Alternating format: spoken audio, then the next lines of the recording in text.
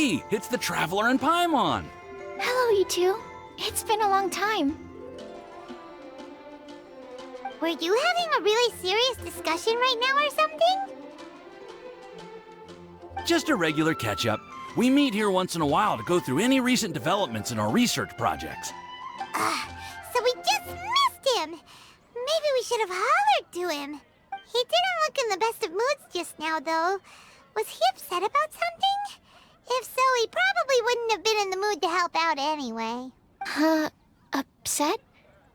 You mean Albedo? Yeah, he wasn't looking his usual self. Upset? Uh-oh. I wonder if... What are you looking at me for? I wonder if Timaeus' research topic is so boring that Albedo finally snapped. Surely not. It's not that boring. Is it? Nah. Anyway, Paimon wanted to ask you for a favor, Timaeus. A favor? Well, sure. How can I help? Well, Paimon found a bunch of super-duper sweet Sincerias in the mountains the other day. But if Paimon eats them all, then they'll all be gone, so Paimon isn't ready to finish them all yet. Paimon was thinking maybe you could make a device that you put fruits in and it turns them into juice. That way, they'll be preserved for as long as Paimon needs. Oh, yeah, I'm afraid that sort of thing is... Huh? Seems pretty straightforward to Paimon. Can't you do it? Paimon, I'm afraid you've entered into the realm of the weird and wonderful with this one. Okay. So how about you, Sucrose? Any idea? I'm sorry. It doesn't sound like it falls within my area of expertise. I could give it a try if you really want, but I'd probably just end up giving all your precious fruits arms and legs. Whoa, your tone is so calm, but your words are so terrifying. You'd think I'd be used to this by now. Well, as you know, my focus is on bioalchemy. Besides, keeping things fresh forever is just not possible. If you just wanted to modify certain properties of the fruit or their seeds, on the other hand, I'd easily be able to help with that. Alchemists usually focus in on their own research areas. Take us, for example. Timaeus, Albedo, and I all have very different research foci. Paimon, your idea is very imaginative, but it's beyond Timaeus' and my ability. I don't think even Albedo can make such an incredible device. After all, alchemy is not mechanics. There is a big difference between the two. Huh? Well, excuse Paimon for overestimating the power of alchemy. In fact, before Albedo showed up, everyone in Mondstadt thought alchemy was useless. Of course, we know better now. But even then, I have to admit, alchemy is only one of the many wondrous arts in the world. It's certainly not some kind of all-powerful magic that can simply take a substance and preserve it indefinitely. Sorry. That wasn't meant as a criticism against you personally.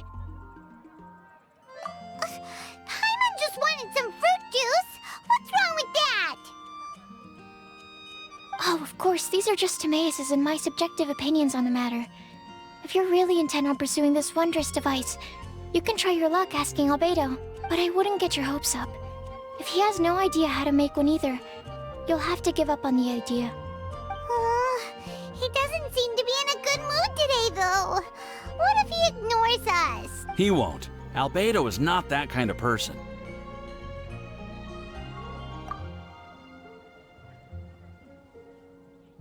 Hey, so where is Albedo heading to anyway? Dragonspine? Unless he specifically says otherwise, Dragonspine is where he usually goes. He seems particularly fond of that place. And somehow, the cold doesn't seem to bother him at all. Then let's go to Dragonspine to find him. Come on, there's no time to lose.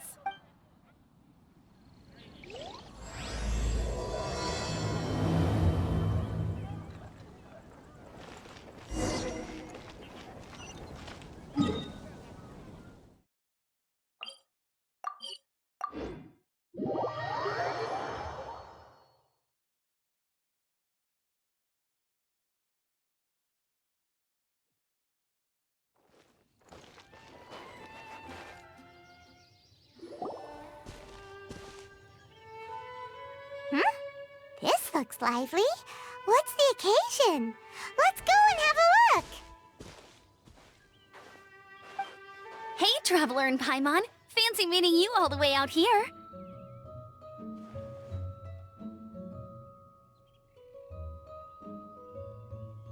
Amber?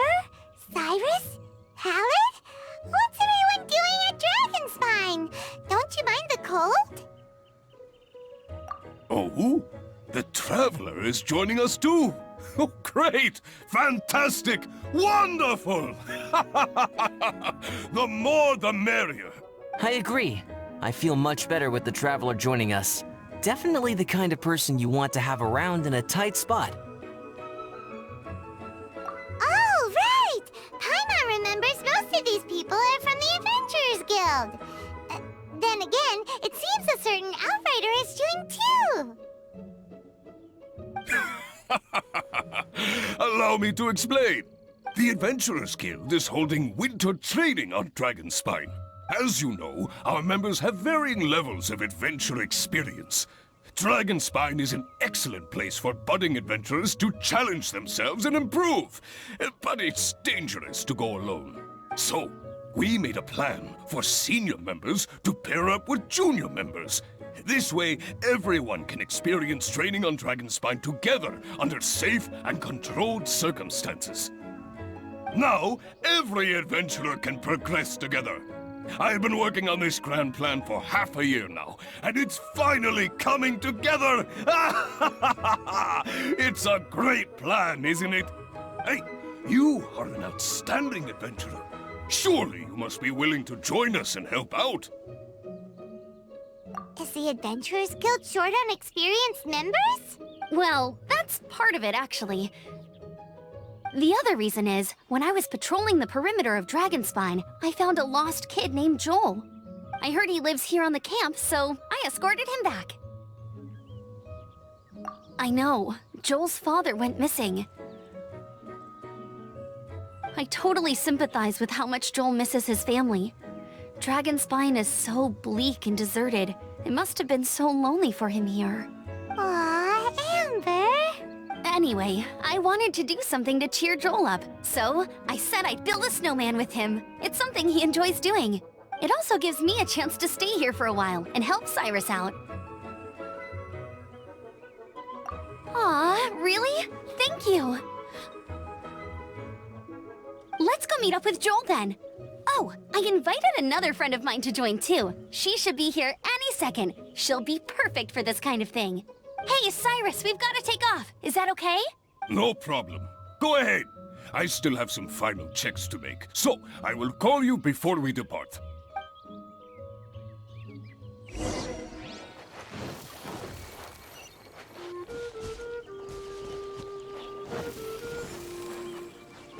Go!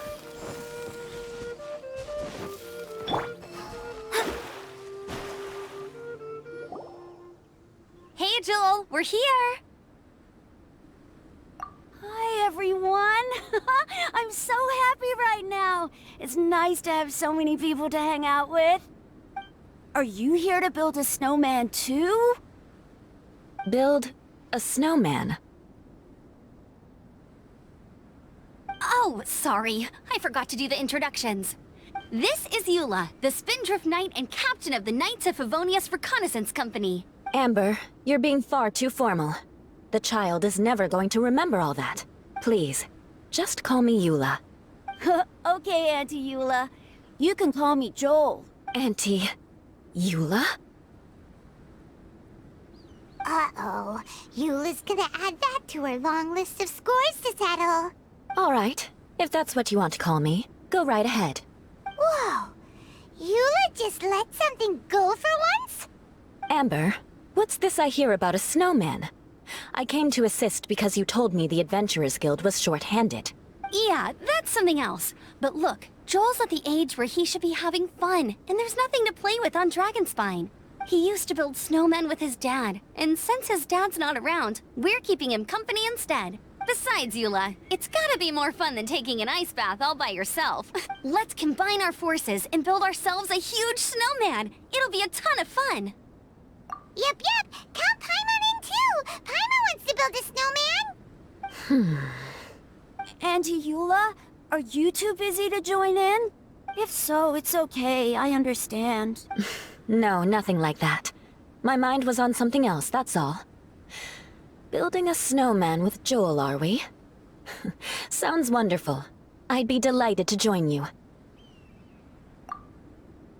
Then let's get started. First, we need to split up into teams to gather some supplies. Joel and I will be on one team. You and Eula can be on the other team. Hey, Joel, see that huge tree over there? Wanna race me there? Yeah, let's do it! Wow, those two are fast. It's hard to tell which of them is having more fun. Hey, what's up with you two? Why are you just staring at each other without saying anything? Well... Joel probably hasn't spent much of his life in the city. He doesn't know me. And he doesn't know what the Lawrence name means to the people in Mondstadt. Right, that's why he calls you Auntie Eula.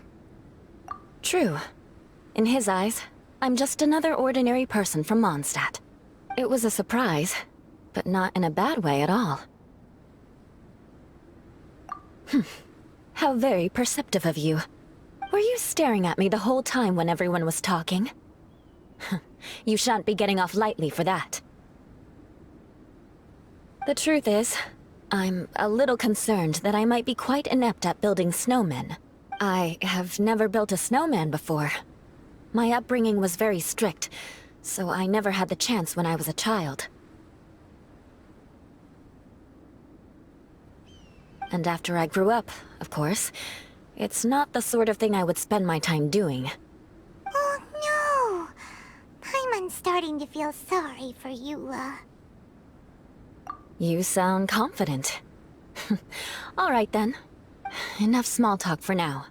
I see we have a member of the Adventurers Guild joining us. Greetings. We have a slight problem here. We've done a head count, and it turns out that we have an odd number of participants. In other words, we still have one instructor slot left to fill. How it happened was, we originally asked Fischl to be an instructor, but she was busy with something outside of Mondstadt during this period. So, we found another adventurer to fill in for her, but they still haven't shown up yet. Thank goodness you are here. Oh, hello. My name is Gerald. I'm a new adventurer. In that case...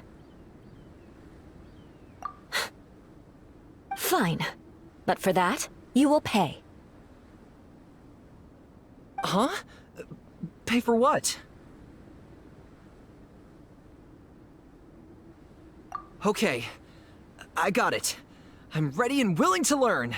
Good, good. Then everything is settled. Thank you for your help, Eula. If anybody else signs up later, I may have to ask for your help as well.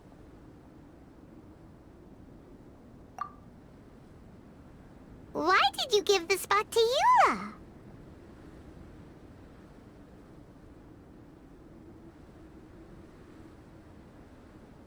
Oh, okay! You're so nice. Paimon noticed Eula smiled just now. It must have meant a lot to her. To be honest, Eula really is the best candidate for an instructor. Most people would find it hard to cope on the mountain because of the sheer cold, but not her! Oh, now Paimon gets it. This must be the whole reason why Amber got Eula involved in the first place. We were supposed to find supplies, but now Eula's busy with other stuff, and, Paimon doesn't feel like going around collecting things. How do you think Amber and Joel are doing? Let's head up the mountain and see what they're up to.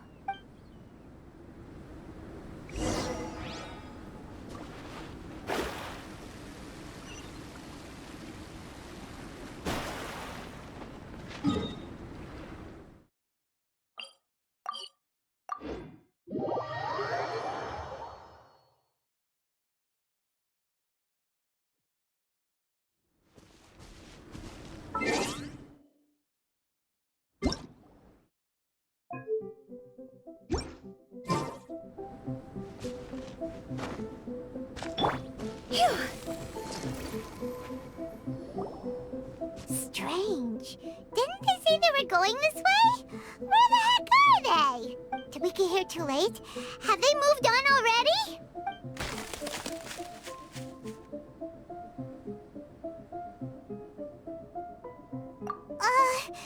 Could they be in danger? Hurry! Let's go check it out!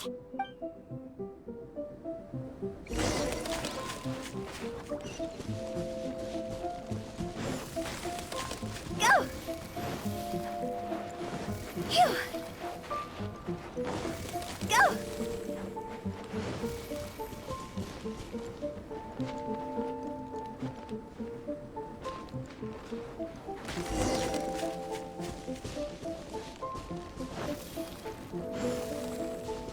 Huh?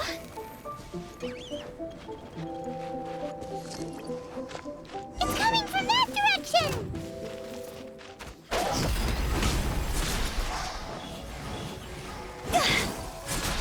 Go! Huh? Teamwork is dreamwork! I got you covered! Check this out! Huh?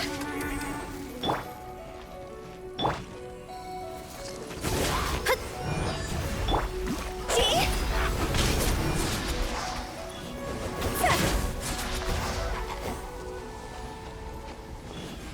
Huh?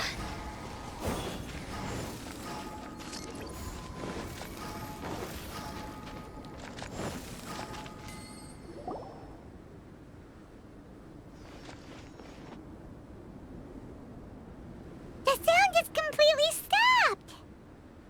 How could that happen? After all the adventures we've been on, our tracking skills are honed to perfection! Aren't they? Oh, guess we underestimated whatever was behind it. But if that's the case, then what exactly are we dealing with here?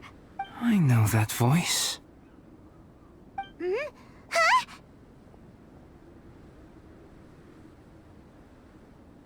What brings you to Dragonspine?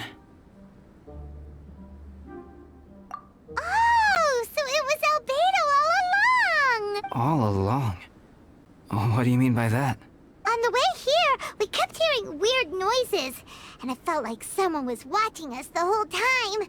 Turns out it was just you! Honestly, you really gave us the creeps. If you're bored up here, go find something useful to do. Don't go sneaking around scaring the poop out of people!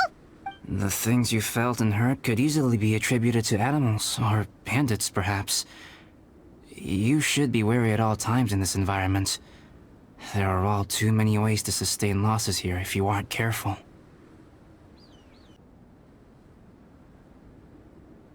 So, what business brought you here? We actually came to look for you, but then it turned into looking for Amber, but now we've met you, so we're back to that again. Your thought process is rather chaotic, as is the way in which you articulate it. Hey! How dare you! All Paimon's trying to say is that we came here to look for you! Oh, is that so? Then it must surely be something of great importance. I'm all ears. He seems to be in a better mood than we thought, right? Does that mean Timaeus' stupidity doesn't really get to him after all? Huh. Okay, let's just forget that ever came up. That's okay if you can't tell me about it. Just treat this as an opportunity to stroll on the mountain and enjoy the view. So basically, the truth is we're here on adventurer duty. Ah, I see. So you foisted the rookie off onto Eula so that you could wander off and goof around? We're not goofing around! And Eula was the right person for the job! We were just being nice. What about you then, huh? What are you doing on Dragonspine? A friend commissioned me to do some artwork recently, and I have yet to finish. I came here because it's a quiet place where I can gather my thoughts, gather inspiration, and gather some raw materials while I'm at it. Raw materials? For what? Paint. Star silver can be used to make high-quality silver paint. I just ran out of my previous batch, so I'll collect some ore while I'm here. Ore can be used to make paint? Yes, but you have to be selective with the specimens you choose.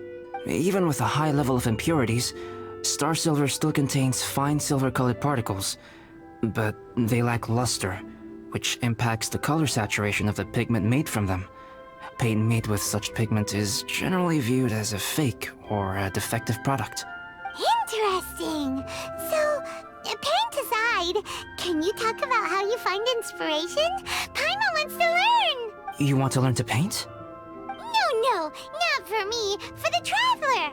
Paimon wants the Traveler to learn how to paint. During our travels, we sometimes have nights where there's nothing to do. It'd sure be nice to do something memorable rather than just sit around. Painting is a great example because it can capture a moment in time. So it seems like it's definitely a worthwhile skill to have. Yep, why not? Once you mastered it, you can paint Paimon. Not a bad idea. Well, since you two would like to learn more about painting, why don't you come with me to the campsite? I have painting materials there. You can practice while I give you some guidance. Sounds great! Oh, she'll be fine. She is a Knight of Favonius after all. Let's just forget about all that stuff for now and go with Albedo. Come on, let's go! It's so cold out. Paimon wants to get to the camp and warm up by the fire.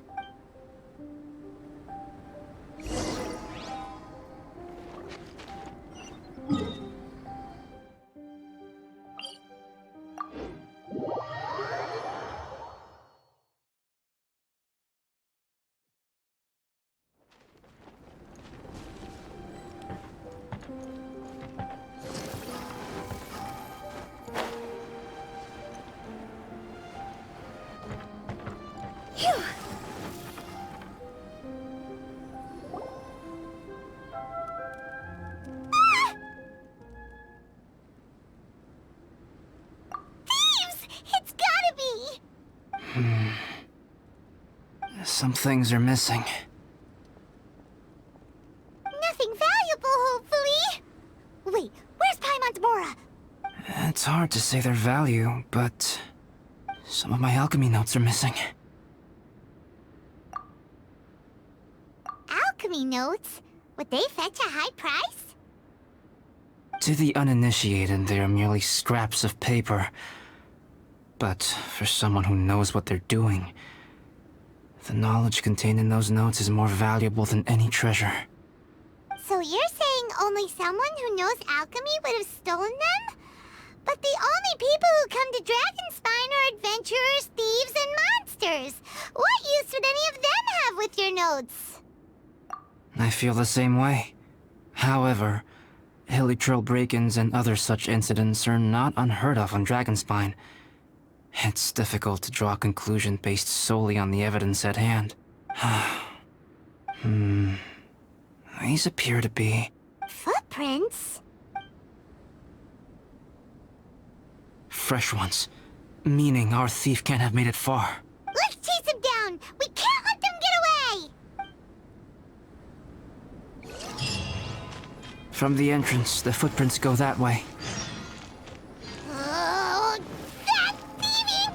thief!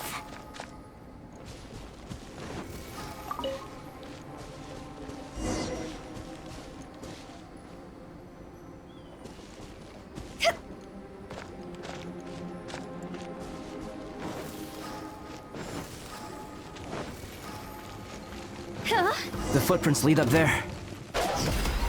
So they scaled the cliff. Okay, after them!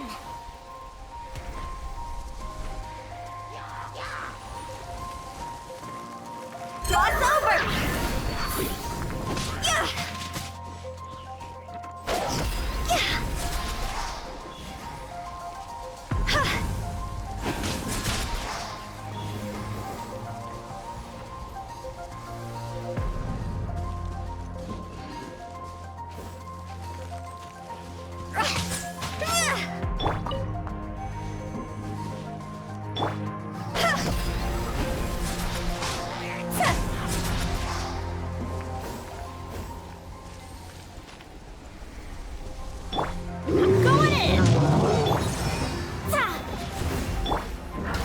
get too close.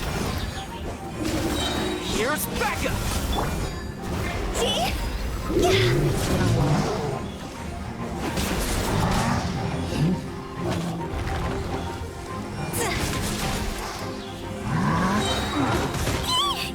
I'll remember that.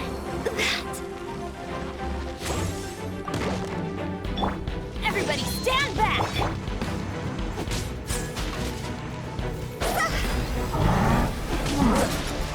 Go! Huh? Decided by destiny. Check this out. Huh? I got you covered. See? Phew.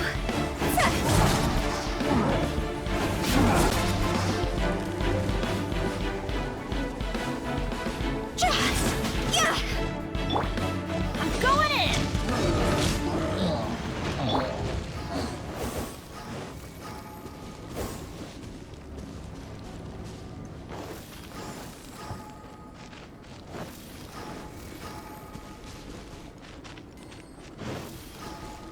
Footprints on the snow are so hard to notice. It's so easy to lose track completely. That's why we have to hurry.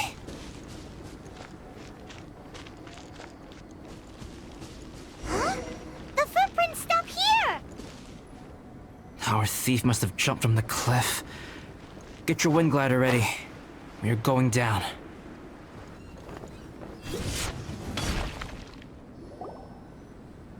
Here, more footprints.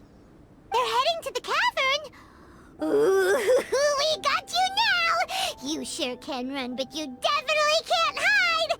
Let's go in! Wait, I have an idea. I'll go in alone. Traveler, please stay here and guard the entrance. This cavern has 2 points of entry, and there are shortcuts inside. Judging from the state of the footprints, he hasn't been in there long. I should be able to reach the other side before he does. Cut him off at both ends. Good idea! Whoever apprehends the thief first has to notify the other party. This way we're fully covered.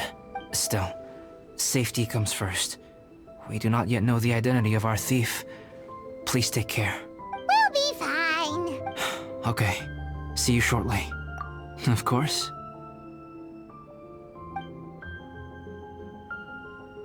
I wonder if Albedo found the thief. This is taking forever. Really? Huh. Maybe it just feels like a long time because Paimon hates waiting. Waiting is so boring. Why don't we find something to do to pass the time? You know, something like... Oh! Look at all that star silver over there! Why don't we gather it up for Albedo? It's right next to the cavern, so we won't be going far. If anything happens outside, we can be right back here in no time. Yay! Let's get started!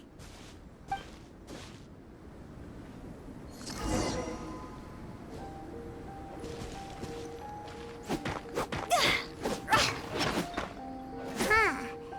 This stuff looks kinda lackluster. Is that because of the impurities like Albedo was talking about?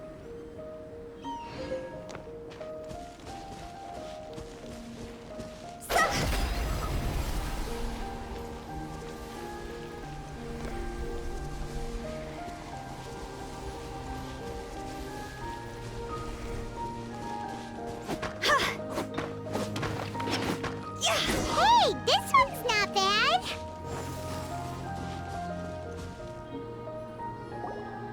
Alright, this should be enough. Some star silver shines a lot more brightly than others, huh? Finally, you're back. Yes.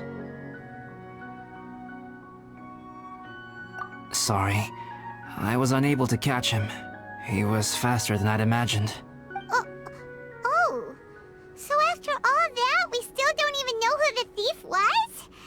What a waste. Still, we won't be going back completely empty-handed. We did some mining. Mining? Yeah, for star silver. Look, we got quite a lot. It's just like you said. Some are really bright and shiny, and others just look like regular lumps of rock with a little shiny bit here or there. Star silver. I was merely saying what was on the front of my mind. I hadn't thought you would genuinely go and gather some. Well, you said they can be turned into paint, so we got pretty curious. Also, if it weren't for that thief, we'd be making paint by now anyway, right? Or even painting by this point. Anyway, it's all the thief's fault for wasting our time. Yes, it's all the thief's fault. The notes mean a lot to me. I'm not quite ready to give up the search yet. Let's keep an eye out for clues as we go. Oh, just one thing. Do you want us to bring all this ore back, or did you want to sort through and get rid of the useless bits first? There's no point in bringing the bad ones back if it'll ruin the quality of the paint. Some of them do look pretty dull to Paimon, so it doesn't seem like those will be of any use at all. Indeed. The sorting process is necessary. Humans are such practical creatures. They only want those things that are good.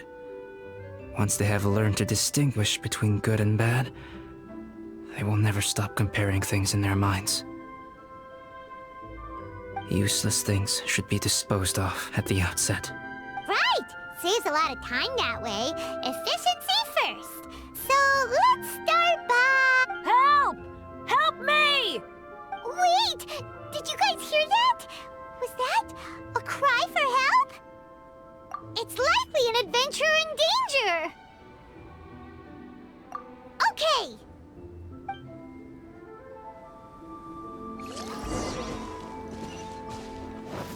Huh?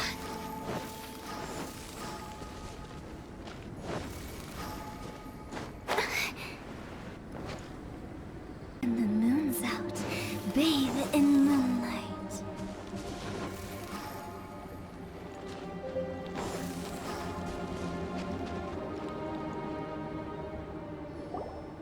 The voice was definitely coming from around here. Is anybody there? Help me! No way! Is that... Is that the Traveler in Paimon? It's me, Bennett! Whoa! It's really him! Let's get him out! So sorry to trouble you guys again. The key should be someplace nearby. Please, help me find it.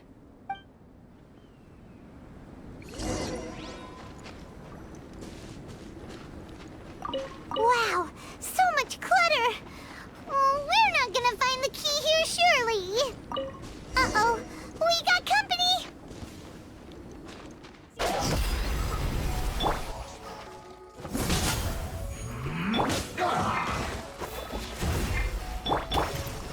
Let's light it up!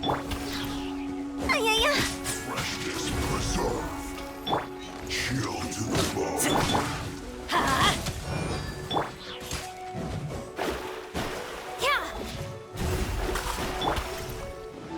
Fire it up! Let's light it up! Everybody stand back! Supporting fire! Higher, higher, pants on fire! Phew. Go!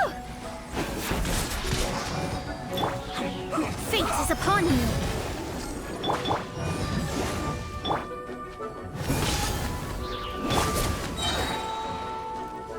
I'm going in!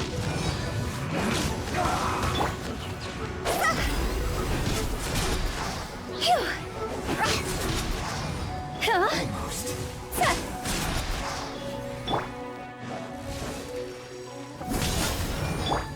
Let me scry. I got you covered!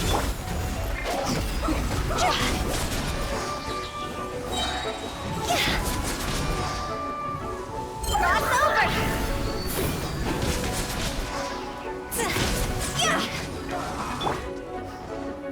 Don't get too close! Delve into destiny.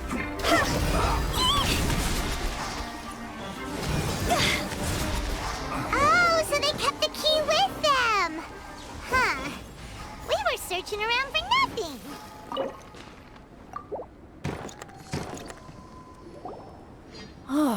Finally, I'm out. Thank you so much. If only there hadn't been rocks mixed in with the snow on the tree, it wouldn't have made me all dizzy when it fell down onto my head. And then I would have never walked into the Fatui's trap. Bennett? In a cage? Never saw that coming. I won't bore you with the rest of the details. Just me being unlucky again. Yep, taking them out was child's play. No need to thank us. You did? That's so nice of you guys. I know they were probably just following orders. But still, thanks for helping me out. So what are you doing on Dragonspine? Didn't Razor want to come with you? Did you hear about the Adventurers Guild thing? They're hosting a winter camp here. As one of their veteran adventurers, I'm here to help out the rookies. Razor's not an adventurer, and as the leader of Benny's adventure team, as well as the only actual member, I had to come on my own. But now I've been stuck here for so long, I probably missed it. I hope Cyrus doesn't get mad at me. Oh! Wait, so that guy Gerald who got left in the lurch, he was supposed to be paired up with you? If so, sorry, Bennett, but you really did miss it. He got paired up with a different instructor instead. What? Weren't they short on instructors? Where'd they suddenly get extras from? A few people from the Knights of Favonius stepped up in order to help support the event, so they ended up with more instructors than students. Knights of Favonius? Yeah, they're definitely more reliable than me. I'm just a walking accident waiting to happen. Right, right! Anyway, that was just the situation when we last saw them. It might have changed by now. Who knows? Maybe a whole load more rookies will have turned up to join in. Besides, after all the trouble you've gone to show up as an instructor, Paimon's sure Cyrus will put you to work. Really? For sure. Hey, wait a second. Where'd Albedo go? Albedo? You mean the alchemist from the Knights of Favonius? He's one of the instructors too? No, he just happened to be on Dragonspine. We were just with him, but then we heard you calling for help. He must have left us at some point after that. Could he have gone back to keep looking for clues? Let's go back to the cavern and see if he's there.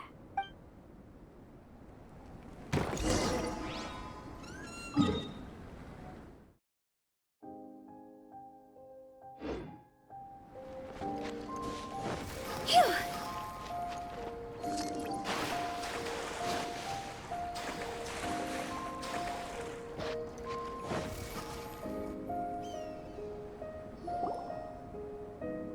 Still no sign of Albedo.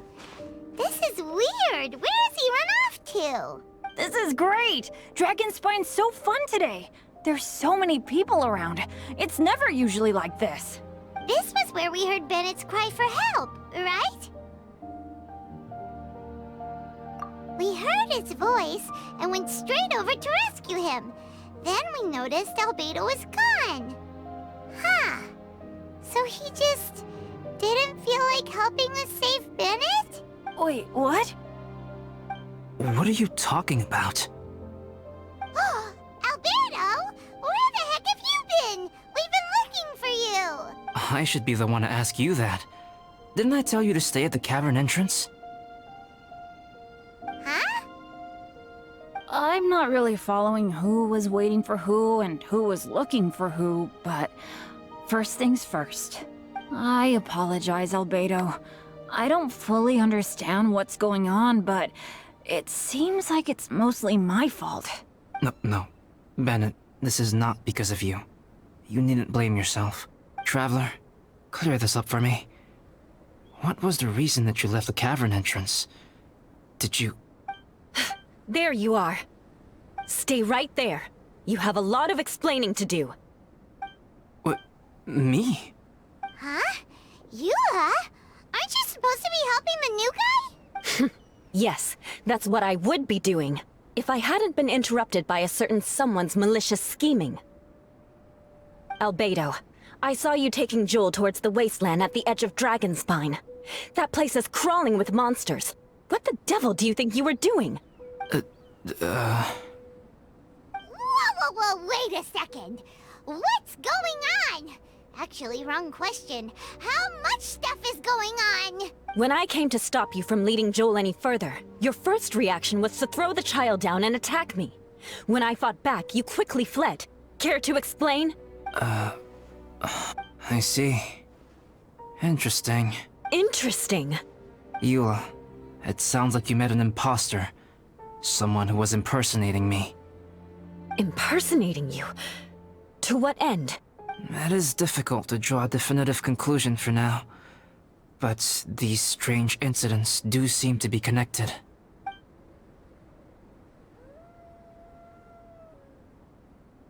Your alchemy notes were stolen.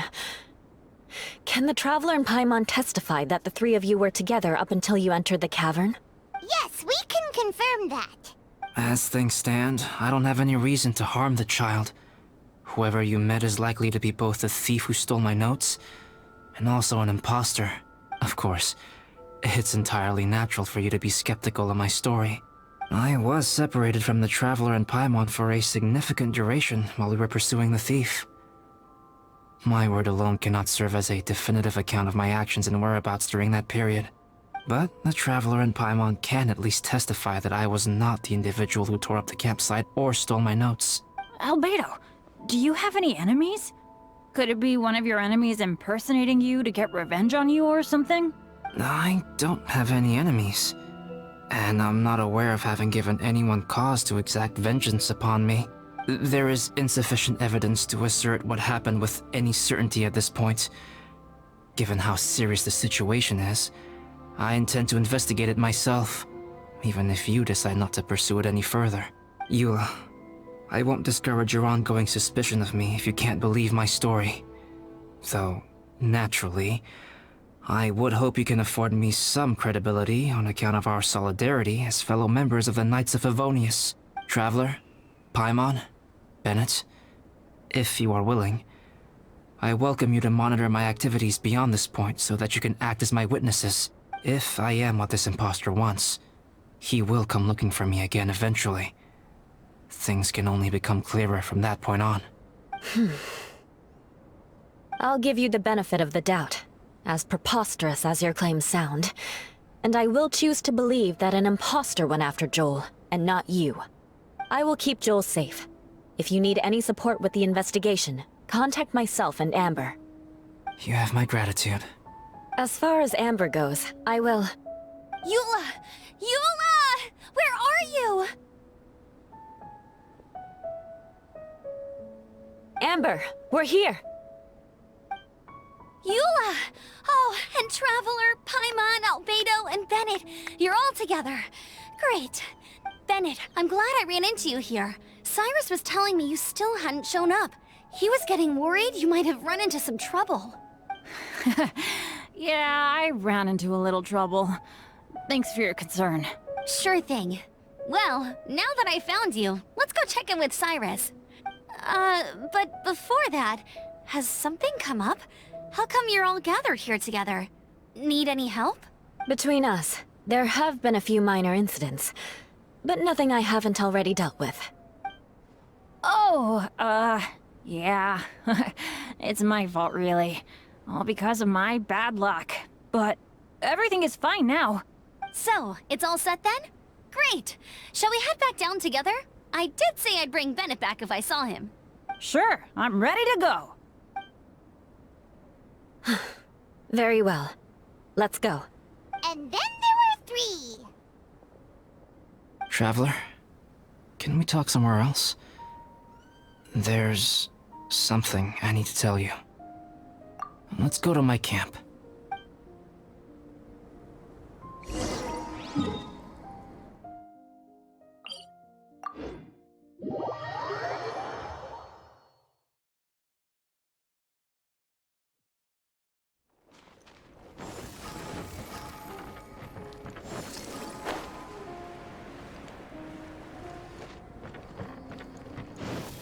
Huh? Go! My camp is somewhere that we can talk openly, without reservation. But before that... Whoa, what a mess! Thank you. I appreciate it.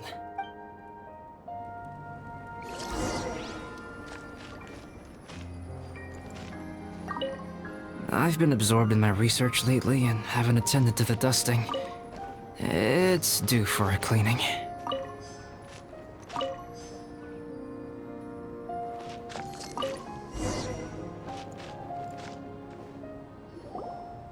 Yep, that should do it. Neat and tidy.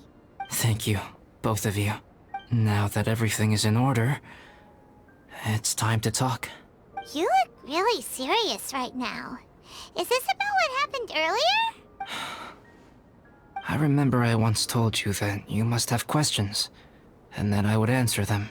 I also said that, while I did not wish to deceive you, there were certain things I could not go into detail on. I am a synthetic human being. A human forged by human hand. The one who created me, my mother and teacher. Her name is Rhine-daughter, a researcher from Conria, also known as Gold. A synthetic human? What the...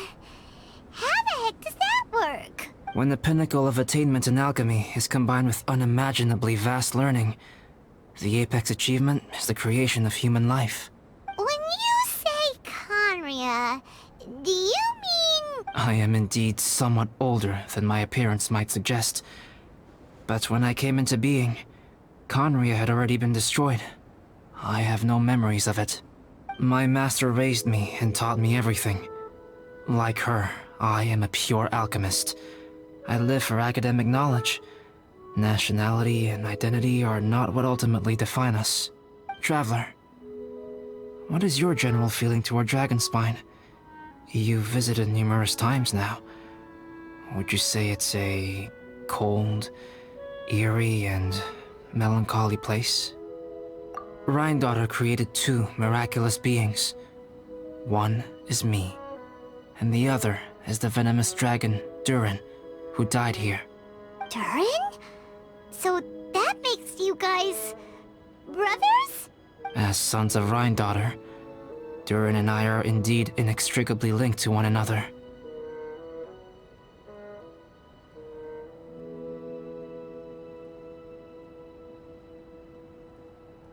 The phenomenon of our creation defies definition within the scope of a typical human worldview. But if we may tentatively call it birth, then yes, we, by extension, are family. Speaking of Durin, Paimon remembers that his power was quite... special. That's right. Because of this, whenever strange things happen on Dragonspine, it always makes me wonder. For instance, the feeling of being watched that you described, as well as the sounds you heard, and the one impersonating me that Eula met. Oh, right! Paimon knows what you mean! When Eula and the others were here just now, the Traveler gave me a look as if to say, don't say anything. Probably because it would only make you more suspicious, so Paimon kept quiet. But Paimon noticed that you came out of the cavern not too long after going in, and you told us that you didn't manage. Then we heard Bennett calling for help, so we went to rescue him. But strangely, you didn't come with us. And when we got back to the cavern to go find you, suddenly you were the one looking for us. So, it seems that you met my imposter too. Well, if so, it was a pretty good impression. He had you down to a T. We never would have guessed. Also, after he left us, why did he go after Joel? Perhaps Durin's power drives people to madness. But that's merely crude conjecture. Whether someone is impersonating me or there is another false me out there, this is a cursed tale, and it is not one whose weight you should have to bear. Traveler, perhaps you should return to Mondstadt if you have no further business here. The work that lies ahead will occupy me completely. I'm afraid I will be unable to entertain you beyond this point. Yeah, we're Dragonspine veterans by now. If there's something really bad going on, we can't just leave you here to deal with it on your own. That wouldn't be very nice now, would it? Besides, there's no one else in Mondstadt that you can talk to about this. Sucrose and Timaeus don't know your secret. Yeah, don't push us away at a time like this. All right. Thank you. You were intending to participate in that winter camp, if I recall correctly. That could serve as an excellent pretext for you to remain on the mountain. In that case, please join in the activities of the Adventurers Guild as planned. And be on the lookout for any leads while you're at it. If anyone sees me, or someone like me... We'll be sure to pass the info straight on to you. Good. Then we're agreed. Okay, let's split up to look for clues, then meet back here at this camp in a few days' time. Sounds good to me. But please, whatever happens, put your safety first at all times.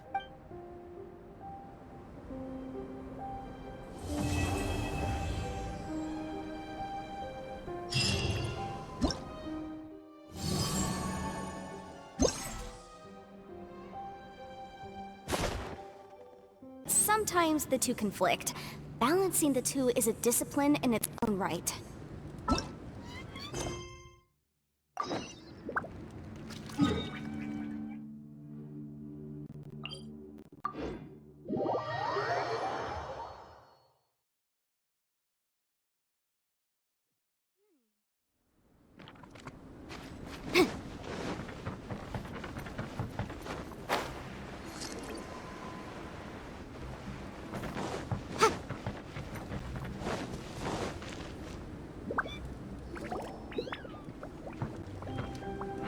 Albedo! We're here! Traveler, Paimon. Your faces say that perhaps you haven't turned up anything? We investigated all over the mountain, actually. But we didn't see anyone that looked like you or hear of anyone else meeting you. This is not unexpected. I haven't made much progress either. He appears to know that we are looking for him, and has opted to lie low for the time being.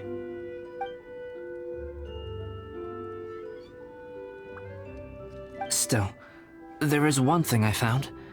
I discovered footprints on some parts of the mountain, and although they were a little covered by the snow, I could tell they'd been left by someone of a similar size to myself. The footprints were quite numerous, so I believe my next step will be to rule out each of the adventurers active on Dragonspine, one by one. We can help with that. We have plenty of contact with the adventurers. So now we... Ah! What was that? It came from that direction. Could it be the imposter? Yes, let's hurry.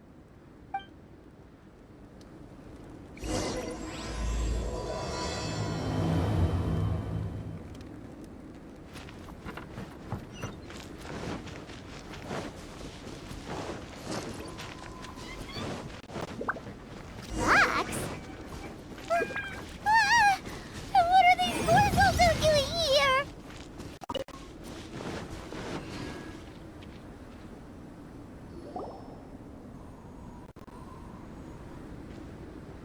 Hey! Did you see that? Did those rocks shake just now?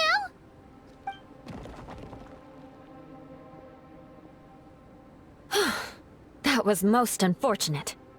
What are you guys doing here?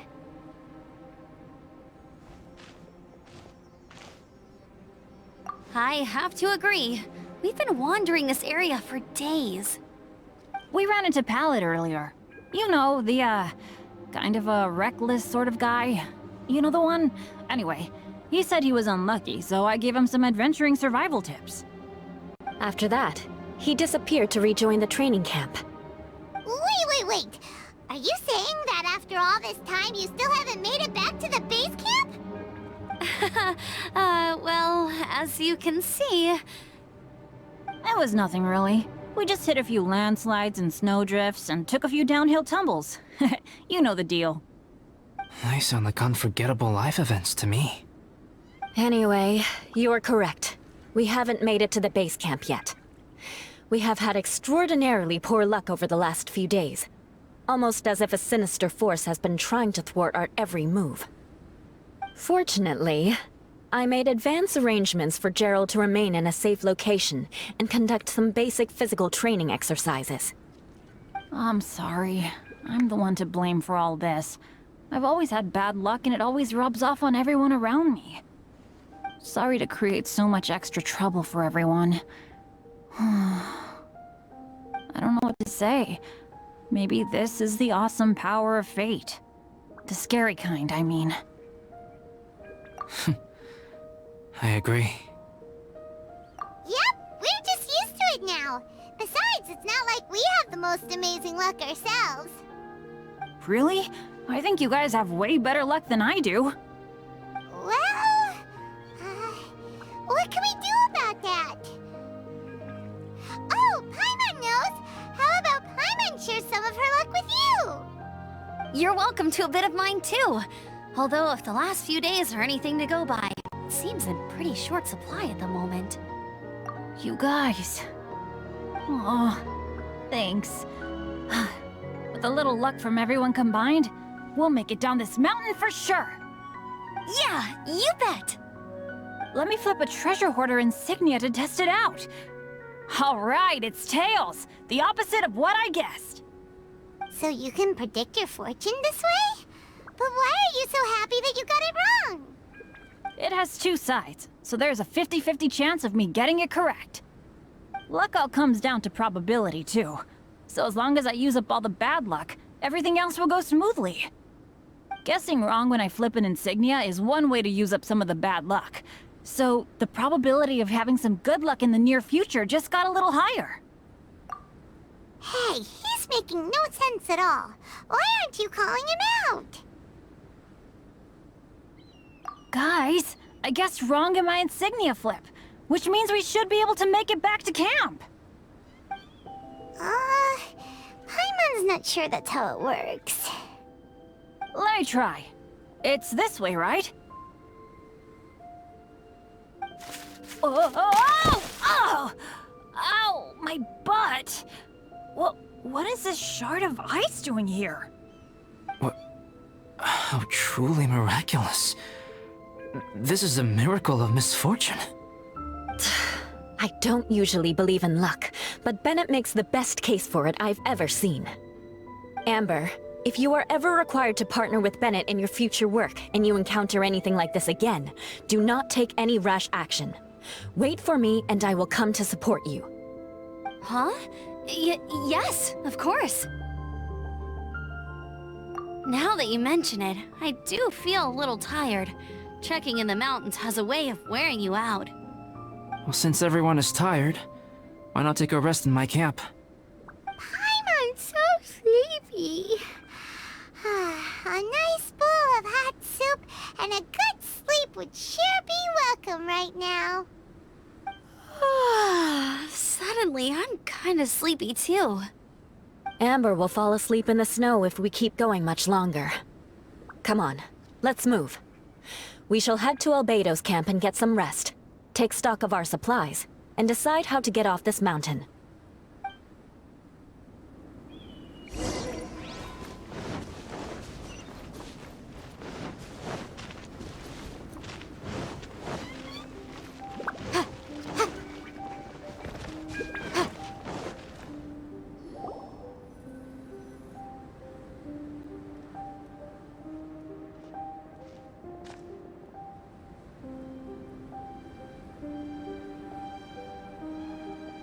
Here we are.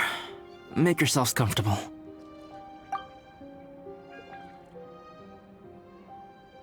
Oh, I forgot I don't have that many chairs.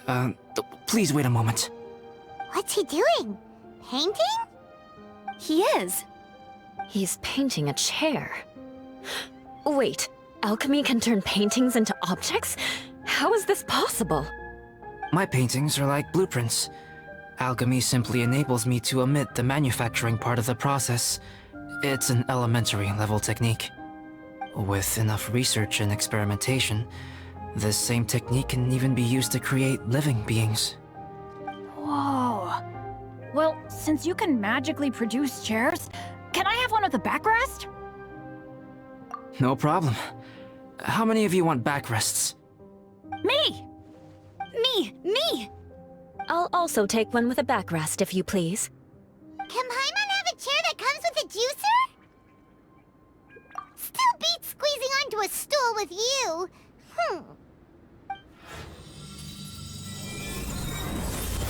Cool, we have chairs now! This is so comfortable! Makes me want to stay the night here. You're very welcome to stay overnight if you wish. There's still some time before dinner. Get some rest, everyone.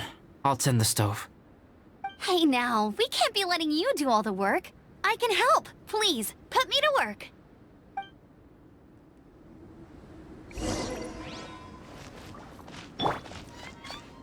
Huh?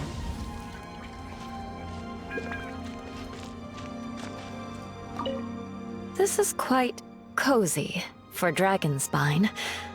I'm pleasantly surprised. I gave it a try, and I actually quite enjoyed it. But Amber said the snowman I made was too artistic. Apparently, the conventional style is more rotund in appearance. I couldn't tell if she was complimenting me or mocking me. Either way, I'm not about to let it go. I'm quite familiar with Dragonspine by now, but this time, I have a newcomer to worry about. And I'm traveling in a group with Amber and the others. Not things I'm terribly well accustomed to. Still, I've taken the job, so of course I'll do what's asked of me to the fullest of my ability. I'll settle this score once this is all over. Me? I'm coping perfectly well. I don't need looking after. You should talk to Amber and Bennett. They're not as well acquainted with Dragonspine as I am. Seeing how much you can find to talk about even with Albedo, you must be quite the conversationalist. So put that skill to good use. Teach them all how to survive on Dragonspine. I'm sure this is well within your capability, no? If you're talking about Bennett's situation, I think I'm used to it now. It's hardly the end of the world. Don't ruminate on it. Take this chance to get some proper rest. The nights are long on Dragonspine. A glass of ice-cold wine would not go amiss right now. Don't mind me. Just do whatever you like.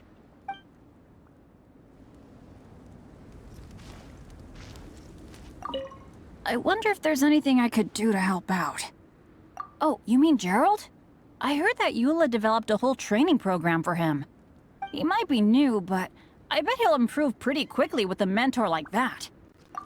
I feel bad. It's hard knowing that I've been causing so much trouble for everyone. Being a little unlucky is usually no big deal for me. But in a place like this, it makes me worry that something really bad might come of it. No, wait, I shouldn't have said that. I might have actually jinxed it now. You know me. Same old Bennett. Unlucky as ever. But as long as bad luck doesn't break me, I'll always get back up again. Especially on a cool adventure like this one. I gotta make the most of it. Sorry for dragging you guys into another situation. I didn't used to know any of these knights very well. But after spending some time with them on this trip, it's really opened my eyes to my own shortcomings. They're all so talented and kind. I have a lot to learn from them. Oh yeah, you gotta tell me sometime how you managed to make friends with so many talented people. Okay, cool. Make sure you eat plenty when dinner's ready.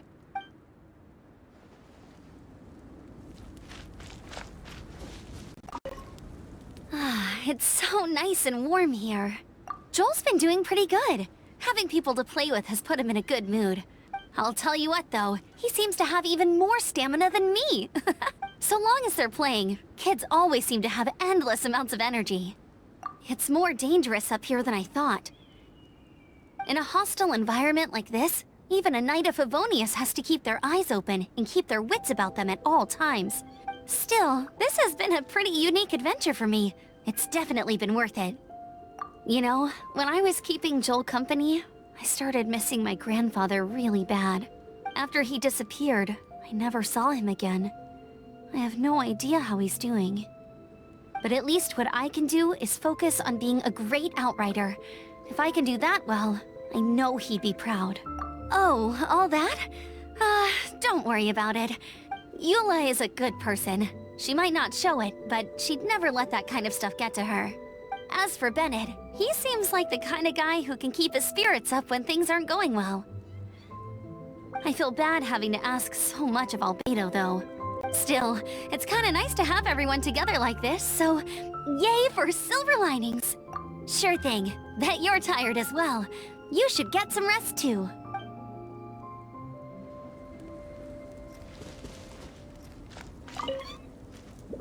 Oh, pace yourself. Dinner could be a while. I still have a few things to prepare. I hadn't expected you to be so interested in paint. I once tried grinding mist flowers into powder and mixing it with white paint to replicate the sparkle of snowflakes. The end result was quite satisfactory, but works that use this kind of paint need to be stored carefully. If you want to try it for yourself, I can help you.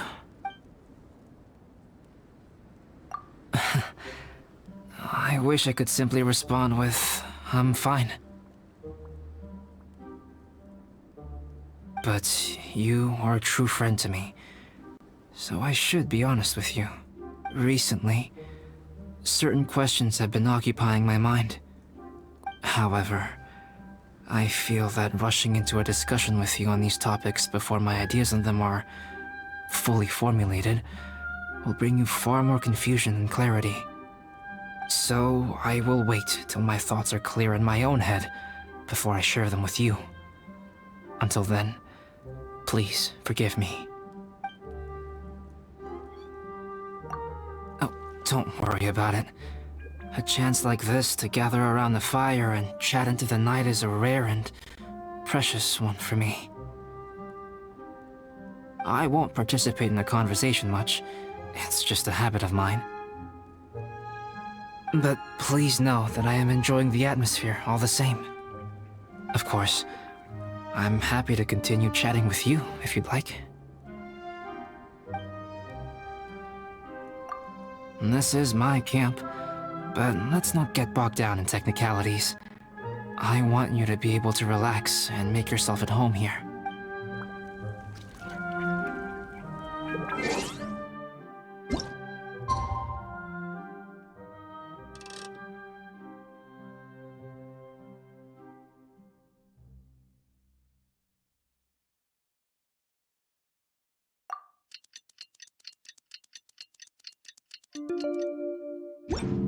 Oh, wow! Oh, pace yourself. Dinner could be a while. I still have a few things to prepare. It's almost ready now. Traveler, please light the campfire and gather everyone for dinner.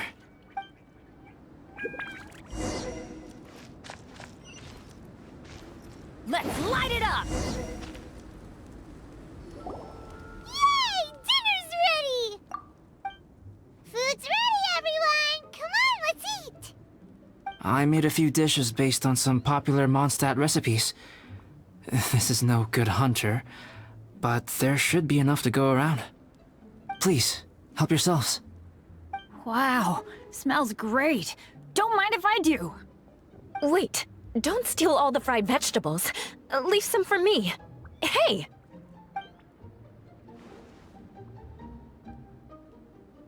Ah, Paimon's full. What a great meal! Albedo, you're too modest.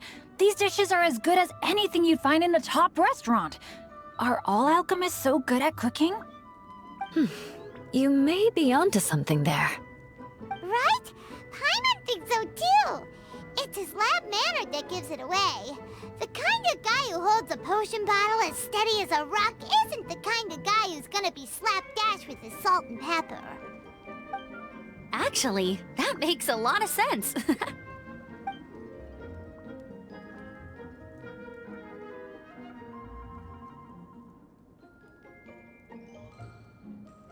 I'm so sleepy after all that food.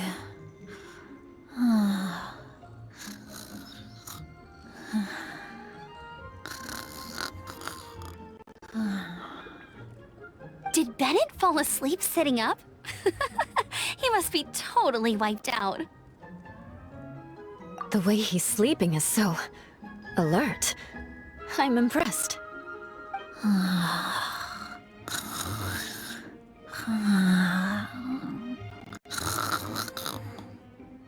He seems to be in a deep sleep. Ooh, Paimon wonders if he sleep talks. Oh, no, Dad, no apples for me. I want sticky honey roast and fisherman's toast.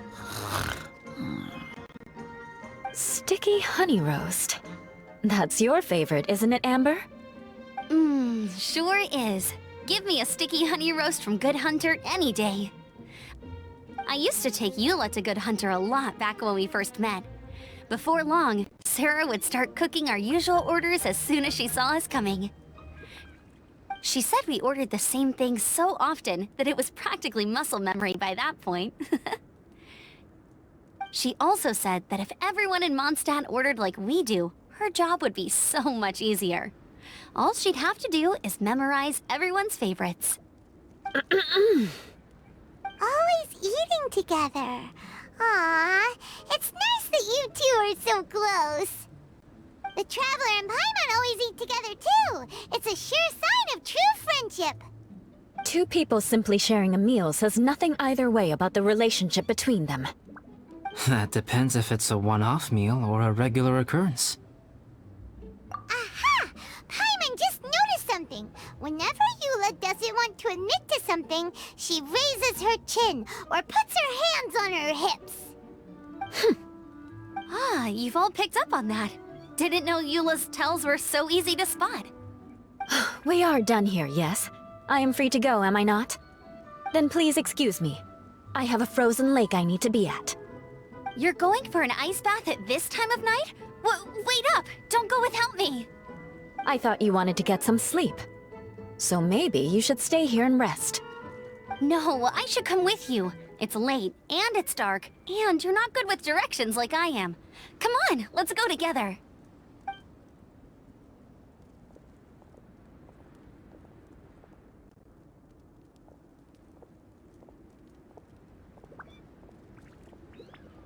An ice bath? Whew. Rather them than Paimon. So much roast meat. Oh, hey, Dad. I'm doing all right. I'm the leader of my own adventure team now. Wow. Bennett really is a sleep talker. Okay, looks like we got some downtime now. Alright, you two. Time to paint. Have you decided what to paint? Like you even need to ask. It's obviously going to be Paimon. Sure. But we should move elsewhere. We're likely to disturb Bennett's sleep if we stay here, so let's go outside. Okie dokie. Alright, grab your easel, paper, brushes, and paints. Don't leave anything behind.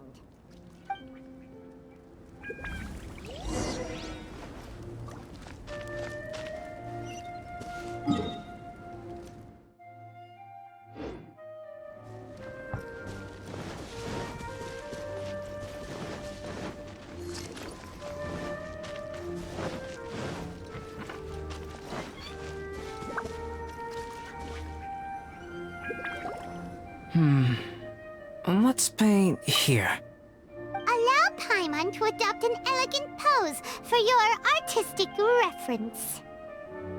Hey, what's that look for? Cut the attitude and start putting your perfect Paimon down on the page. You better take this seriously, because this is going on Paimon's wall.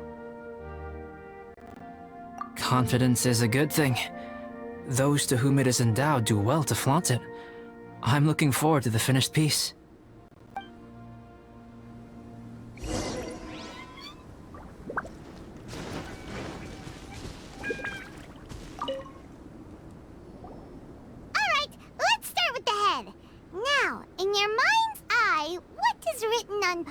Paimon's face.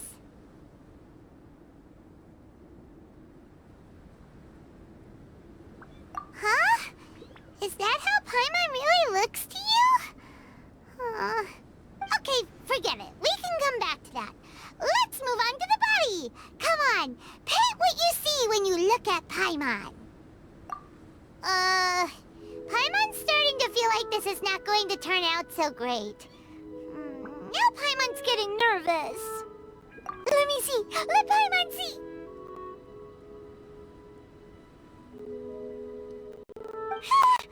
What is this?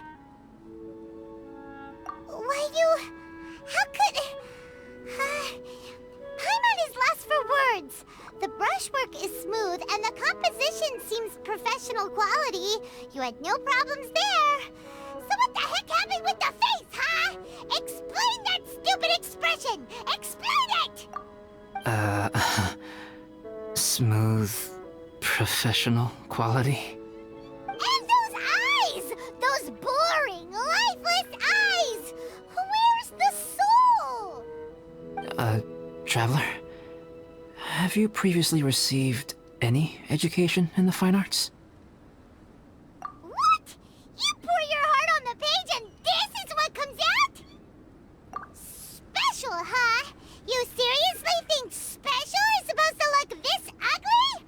Paimon's not convinced.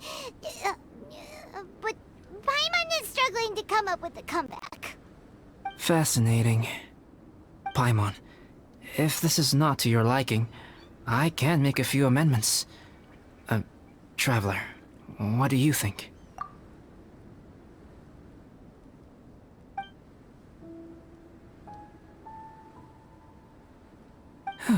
All right then. Paimon, is this better? It's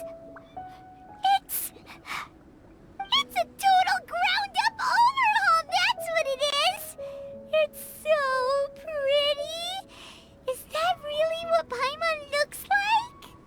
Adding flourish to the finished piece is an essential component of what makes art... art. This is not to say that you differ from the painting on a fundamental level, rather that the real you and the you in the painting present two different styles of beauty. You remain the core reference point for the painting. So, Paimon, you can put your misgivings aside and hang this painting wherever you like.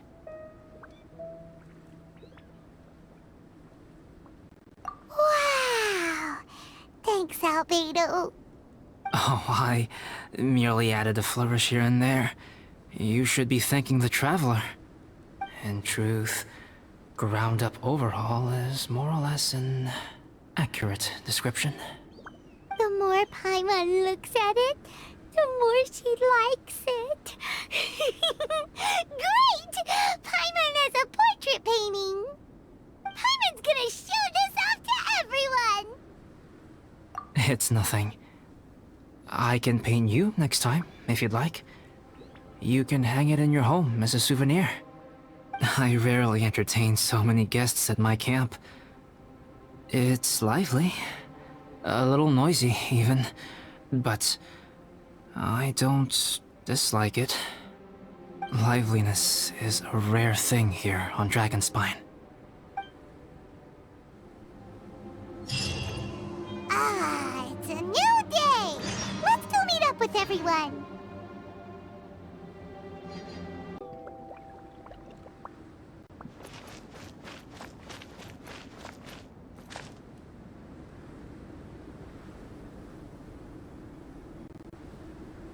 Hey, good morning! I slept great last night. How about you guys? All rested up? I'm fine, as usual.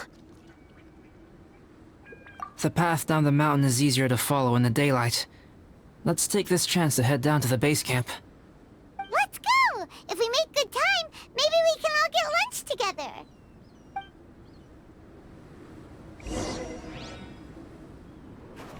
I flipped another insignia just outside the camp. Wrong again. So your bad luck is all used up. We'll be down the mountain in no time. Yeah, my thoughts exactly. Today's the day. Huh? Oh no, avalanche!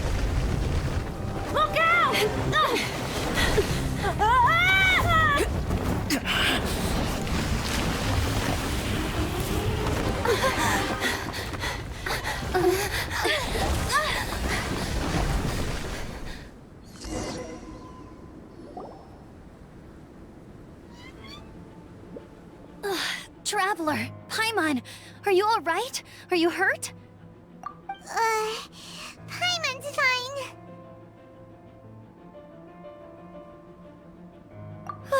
That's good. My arm got a little scratched up, but it's nothing serious. I'm okay, but I don't see the other two. I'm afraid the avalanche may have pushed them off the cliff. They fell down? They'll be okay though, right? I think they're both robust enough to survive the fall.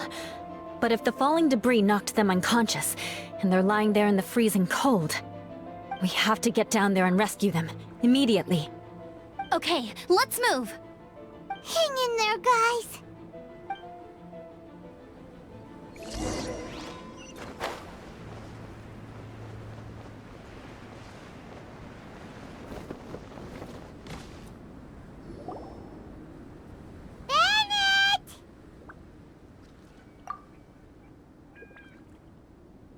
Bennett! Are you okay? Shout if you can hear me! Bennett! A voice! Over there! Bennett, is that you? Guys, I'm over here. Are you alright? Are you hurt? Let me check. I'm a little dizzy, but I'm not in any pain. I don't think I'm injured. Thank goodness. Scared the life out of me. If you're dizzy, sit and rest for a while. It's fine, really. This kind of thing happens all the time. I'll be fine. Thank you. Wait, where's Albedo? Isn't he with you guys? We thought he fell off the cliff with you. He still hasn't shown up? We found Bennett here, so Albedo can't be far away. Keep searching this area. Got it!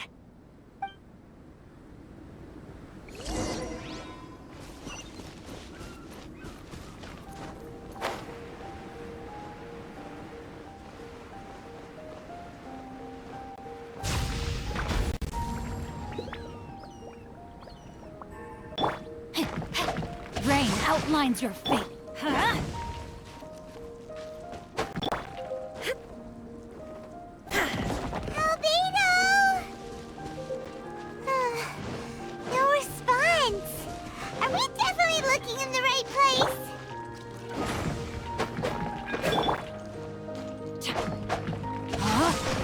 He's not here either. Let's check with the others.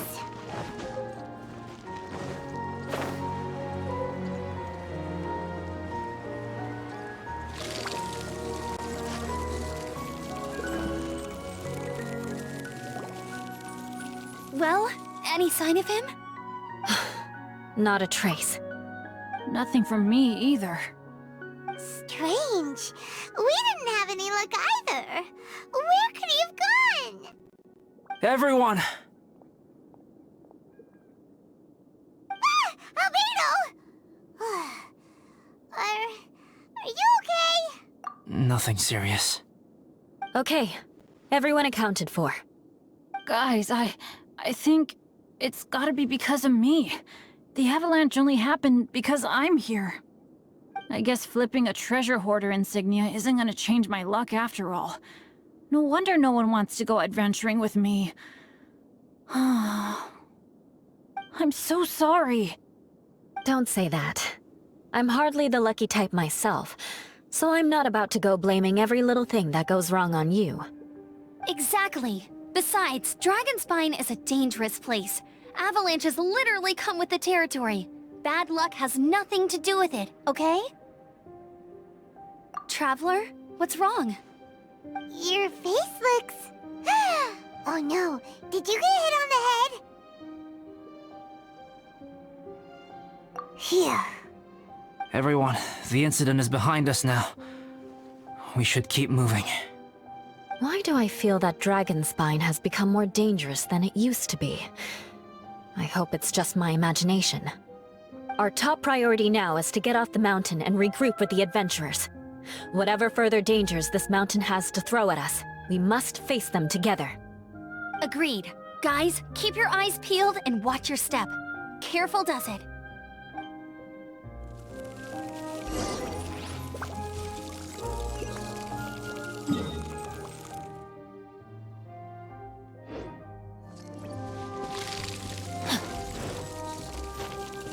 Body and mind.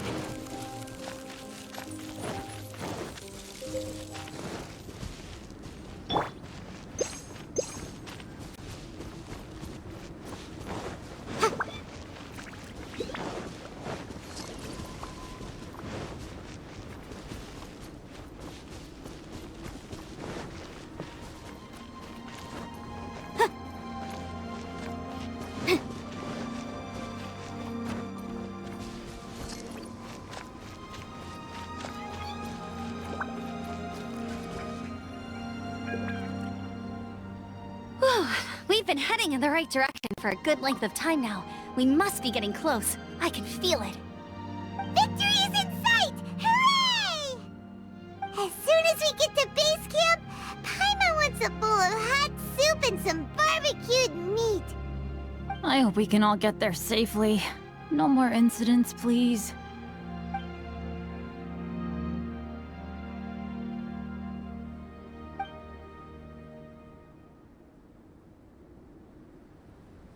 Hey, what's on your mind? You seem a little distracted. Something's up, isn't it? Are you hungry? Cold? Shall Paimon hug your head to warm you up? I don't think I've spent so much time on Dragonspine before. It sure is cold, but the view is amazing. Isn't it, Eula? Eula? Sorry, I wasn't listening. What did you say? I was just thinking, whenever I've met up with you at Dragonspine in the past, we always stick to the same few spots. It's much more vast and beautiful here than I realized. If it were a little warmer and a little safer, I bet this place would be bustling with visitors.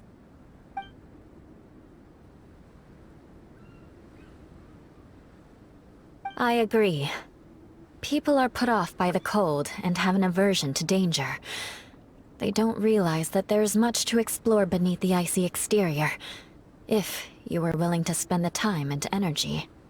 Albedo, is this the way down? Yes. I think there are several routes in this area. Does the path fork off here? It looks like it does. But maybe it doesn't. My head's still a little fuzzy from the impact. I'm kinda dizzy too. I keep thinking things are swaying a little. Maybe I'm just hungry. Either path will work for us. The smaller trail is less worn and harder to see, but it's also shorter. Since everyone is weary, I suggest we take the shortcut. Follow me.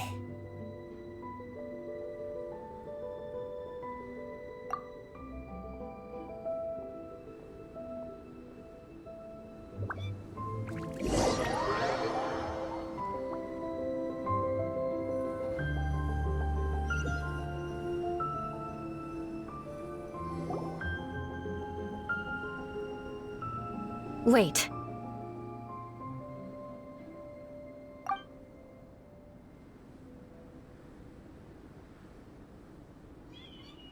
Bennett and Amber don't look well. Can we take a break? We can continue once their conditions have improved. Ugh. Now that you mention it. Huh? You hit your head earlier, didn't you? Oh, you noticed. Are you sure it's worth holding everyone up over a little thing like this? No problem at all! Health and safety always come first! Okay, sorry for this. Thank you.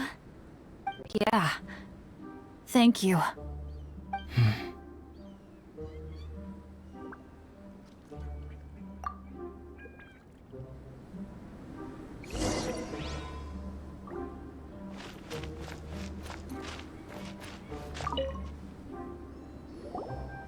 Drinking some water can help with the dizziness.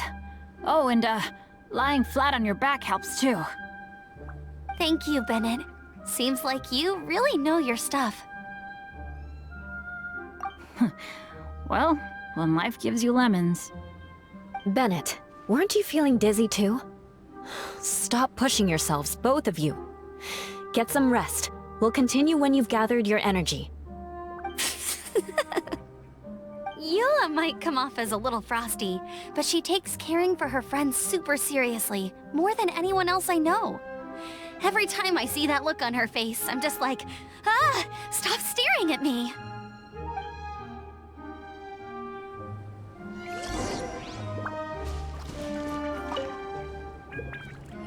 Traveler, I know what that look means.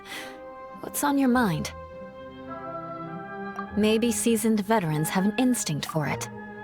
I sense it too. Something seems to have changed, but I can't confirm for sure. It could be difficult to verify.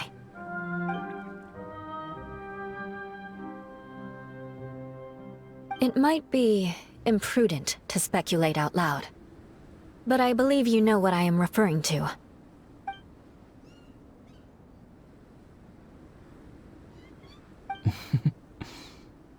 Traveler, I think...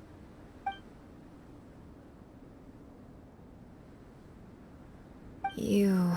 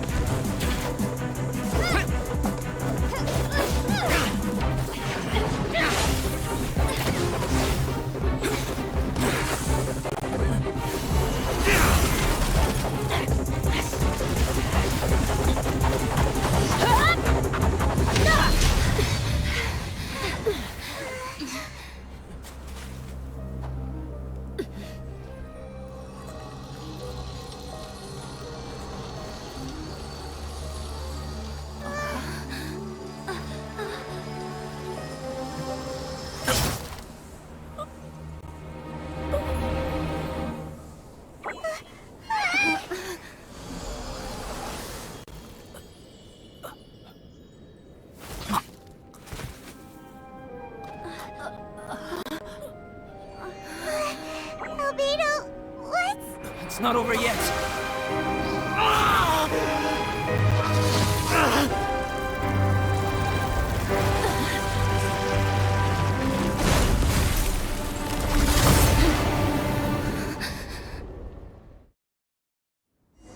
Brace yourselves. This'll be a challenge.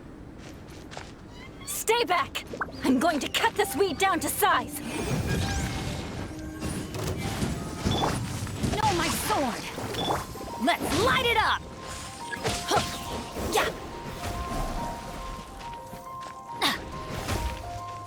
Huh? Incinerate! Yeah! Ha!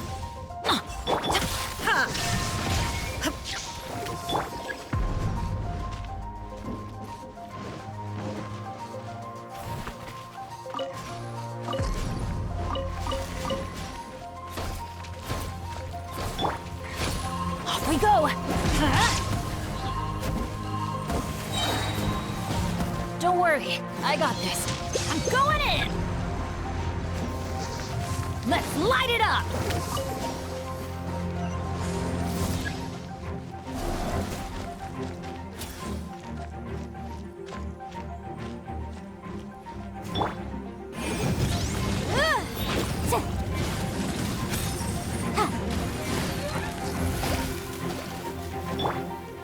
Let's light it up! Witness the power of Gugwa! Huh? Boom boom! Inadmissible evidence!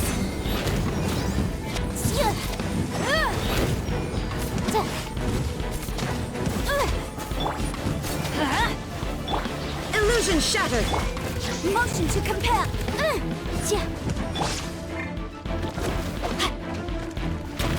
No, my sword! Everybody stand back! Rain cutter! Boom boom!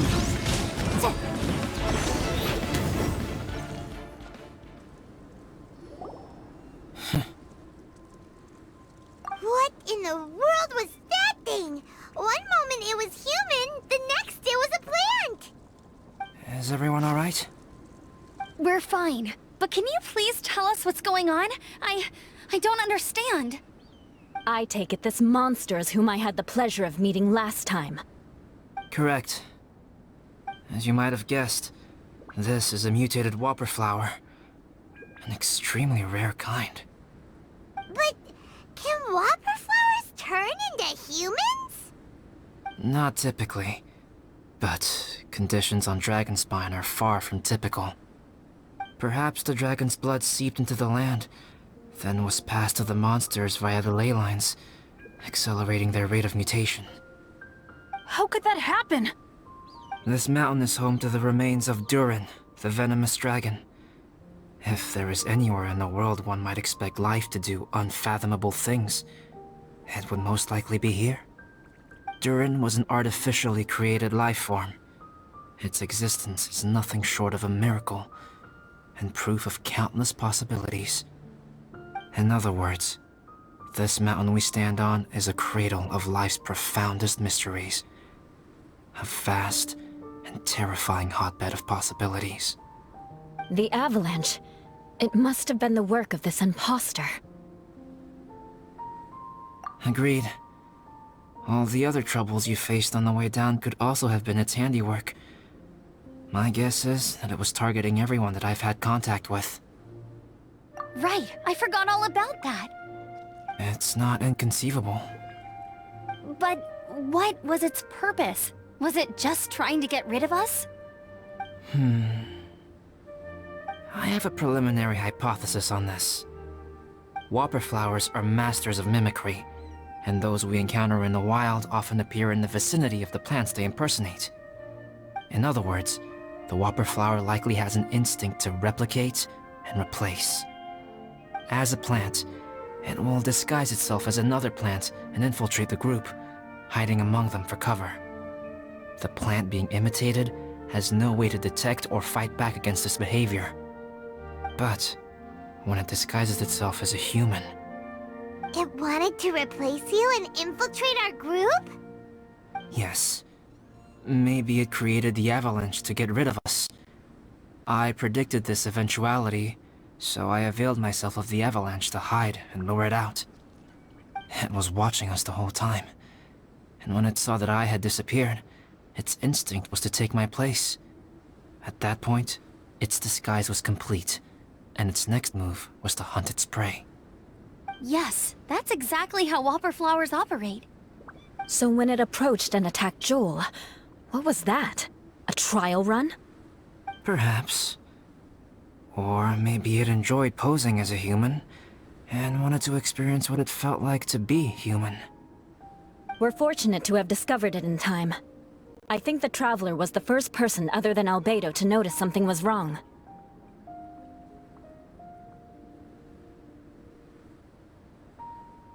Traveler, how could you tell the real me and my imposter apart?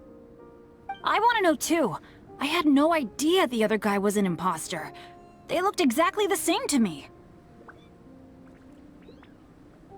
I see. It goes to show how difficult it is to impersonate a human. This mutant whopper flower tried its best to replicate the original exactly, but still managed to miss some details. Unbelievable. To think that Dragonspine creates such terrifying possibilities.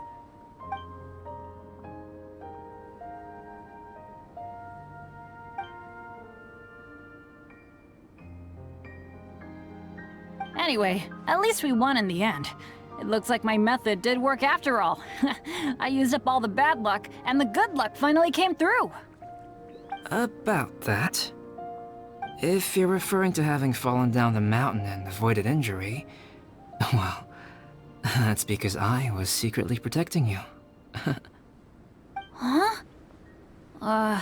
Well, that still counts as good luck to me. Yes, that's not an unreasonable way of looking at it. Okay. We've been delayed long enough. Time to move on. Yeah, let's go!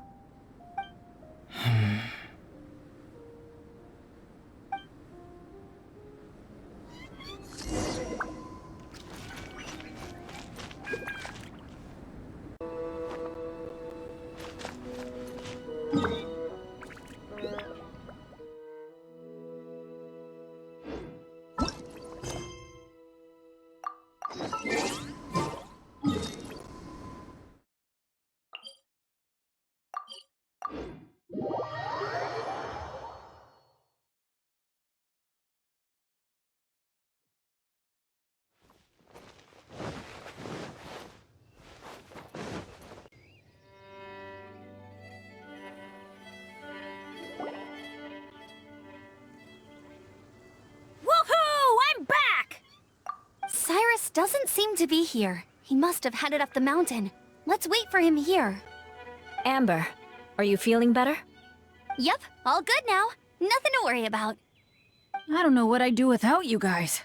If not for you, I'd probably still be locked up in that cage. I really want to thank you all properly, but I can't think how at the moment. Huh?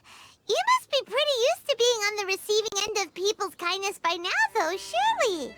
You probably need it often enough, given your... situation. Come on, don't put it like that. Sure, plenty of people have shown me kindness before, but that doesn't mean I will ever take it for granted. No matter how many times people help me out in life, I will never forget any of them. Well, instead of repaying those who helped you, perhaps you could help others yourself. Everyone meets others in need from time to time. By choosing to be there for them, you're passing the kindness you received onto others. Yep, you're right. That's what I've always tried to do, and will always continue to do. Right. And when Cyrus gets back, I'll find some way to help him out too. This has been quite an eventful day. Yeah, it has. It's really hit me how tired I am now that I've started to relax. I need to rest. Everyone, please excuse me for a while. Yeah, I need to get some water and maybe a piece of fruit. Once I'm rested up, I need to get back to being an instructor again. Well, it looks like the curse of the mountaineers who couldn't get off the mountain is finally broken. Feels like an action-packed chapter has come to a close. Shall we find somewhere to rest and chat too? Why not? Then please, come with me. You sensed something too, didn't you? Then let's go. Huh? Are you going back to your camp again? Paimon thought maybe we could talk here. Okay. Might as well come with you. Good. Shall we set off right away?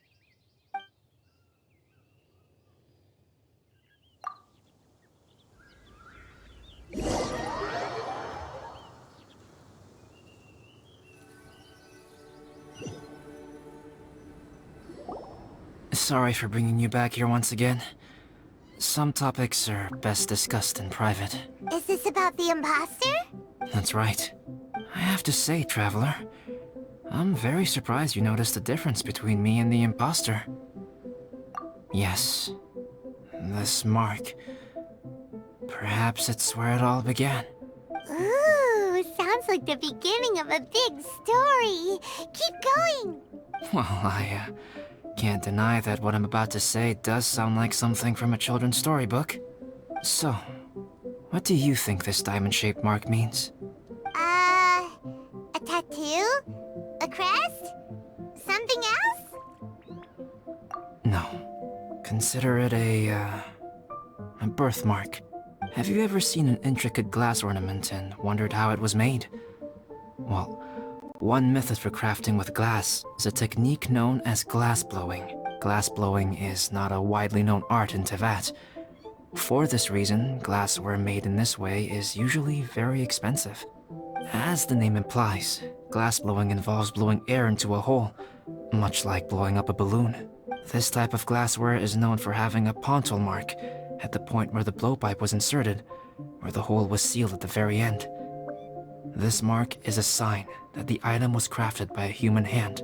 Sounds kind of amazing. It is a wondrous and beautiful art form. Alice says that these marks are seen as proof of the maker's fine handiwork, the only flaw in an otherwise perfect work of art. My mark is something similar to this. The difference between synthetic and natural life lies in the directional flow of the life force. The energy of a natural life form flows out from within. That's why flower buds bloom and curled leaves unfold. And it's the very reason we watch and wonder at blossoming flowers. Creating life artificially, on the other hand, involves, to a certain extent, the introduction of an external source of energy into the embryonic life form. When the hole where the life force was infused is sealed at the end, It leaves a mark not dissimilar to the pontal mark in blown glasswares. The alchemical substance drips and spreads out in all directions, resulting in this rather ingenious diamond shape. Wow! So that's where it came from. This mark is a sign of my artificial origins, and proof of my imperfection as a human. I presume that the impostor intentionally avoided replicating this mark, so as not to become less than perfect himself.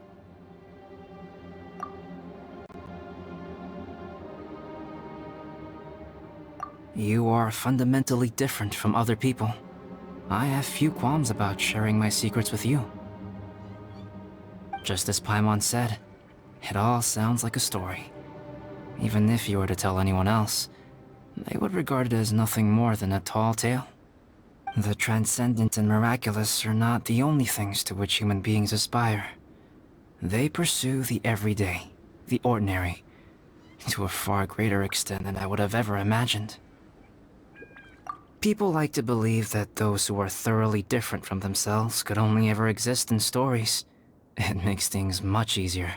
Or, in other words, all of the unfathomable things we've seen recently would make good material for a novel. I have friends who write novels. If they wrote this story, it'd probably be even more complex. Making up stories is easy. Even Paimon can do that. Oh. I didn't know you had that kind of talent. Paimon's the best guide into that. Making up stories is a piece of cake. In that case, how about we have a storytelling contest? We can base our stories on the events of the last few days. Sounds great! But we still have to help out the Adventurers Guild. I understand. Creativity is something that cannot be rushed. Take your time, and come back when you have found some inspiration. We'll see whose story is more compelling. Deal! Okay, we'll regroup with the Adventurers Guild for now. Sure.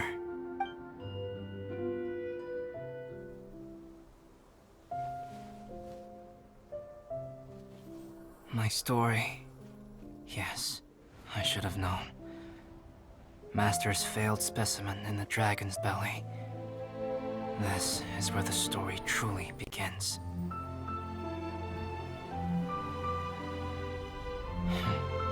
If we switched places, if you were the survivor, then as the abandoned experiment, the failure of the primordial human project, I'd want to replace you too. I would replicate your appearance, study your alchemy, and create miraculous life forms to divert your attention. I would wait for the right moment, then dispose of you and the Traveler, the sole person to have known your secret. And then, I could finally experience the joy of being brought into the world.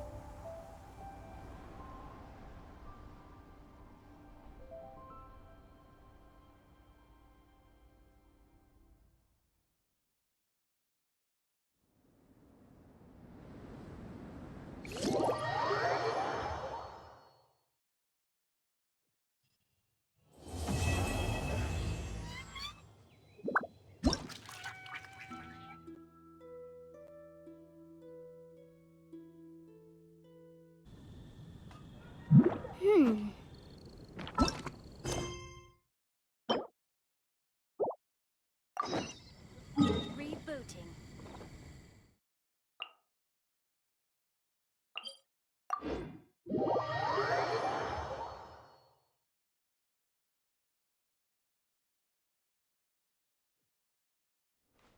What the?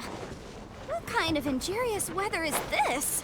It's cold. Achoo!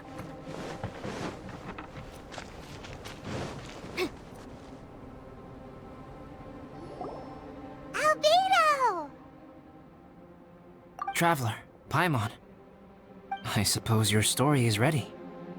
Yep. How about you? Do you need some more time? No need. I am also ready to tell my story. Paimon calls dibs. Paimon first! Please, go ahead. Okay, here goes. Once upon a time, there was an evil researcher who went into the mountains and did a crazy experiment on whopper flowers to transform their appearance. After a lot of pain and suffering, the whopper flowers finally took on a human form. Then they stood by the side of the mountain to wait for unsuspecting bypassers. To whoever spoke to them, they would ask some questions such as, "Who am I? Who are you?" If the bypasser got the wrong answer, the last sound they'd make would be a yelp before the whopper flower ate them alive in one bite. Ooh, truly frightening. What the? You two aren't scared at all! Don't go nitpicking, okay? If you didn't like the story, go write your own!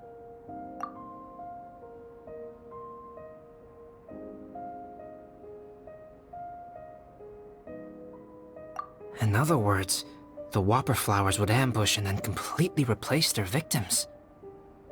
And then what? Go back to where the person lives? Enter their home? Eat their whole family? Paimon made up this story, but now Paimon's the one who's scared by it. It's a good story. Oh, may I write it down? I may bring it up in future conversations. What for? Just to scare people with? Yes. You've got a real mean streak, Albedo. Mine is a little longer than yours. It starts with an alchemist. A great alchemist once created Subject 1. Subject 1 was her proudest achievement, and successfully blended into human society. No one ever would have thought that this friend of theirs was in fact a synthetic human. However, unbeknownst to Subject 1, the alchemist had tried the same experiment many times before he had come into being. Some of the rejects from failed experiments had been discarded, but had not died. Subject 2 was one such failed experiment. He was swallowed by a great dragon that came to rest upon a snow-swept mountain. Many years later, he was resurrected by the dragon's mysterious power. He saw all kinds of people on the mountain, including Subject 1, who had somehow miraculously blended in among them. Never in Subject 2's wildest imagination had he thought it possible for experimental life forms such as they to deceive everyone so successfully. He saw the way humans accepted Subject 1 as a friend, witnessed their affection as they addressed him by name. This was what Subject 2 wanted. Now, all that Subject 2 desired was to replace Subject 1 and take the joy of his existence for himself. This is giving Paimon the chills. So scary. Subject 2 began to unfold his plan.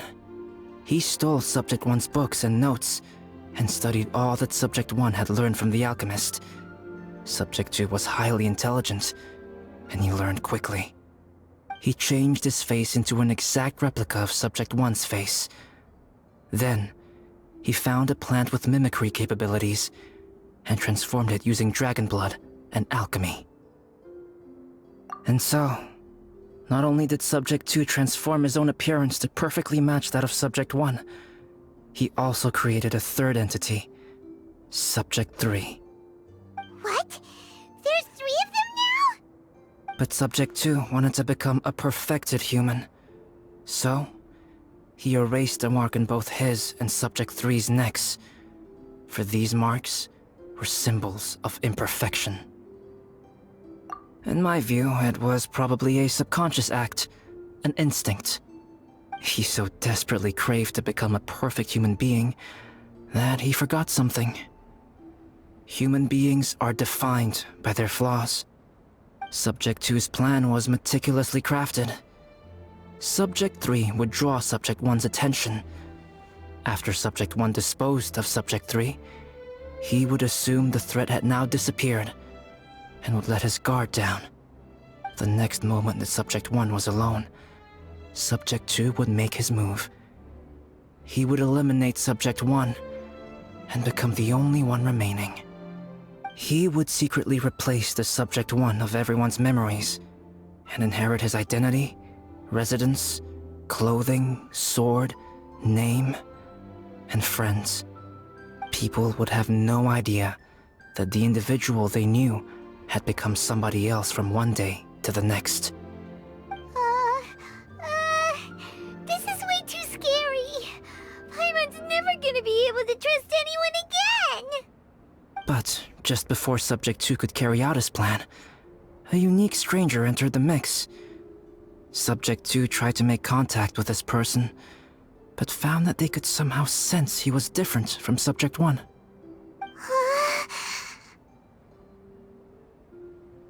What's wrong? Are you scared? What happened then? What happened to the stranger? He became a new stage in Subject 2's plan. One more person that Subject 2 had to dispose of.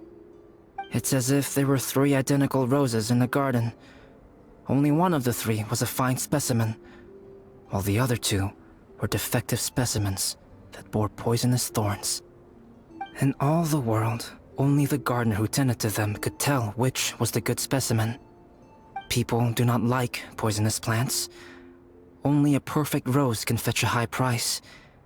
If the inferior specimens wanted to conceal the fact of their worthlessness, they would have to take the gardener out of the picture, using their poisonous thorns. This is exactly what Subject 2 was thinking. So, he hid in the shadows and waited patiently. Maybe soon, he would get his chance to become truly human.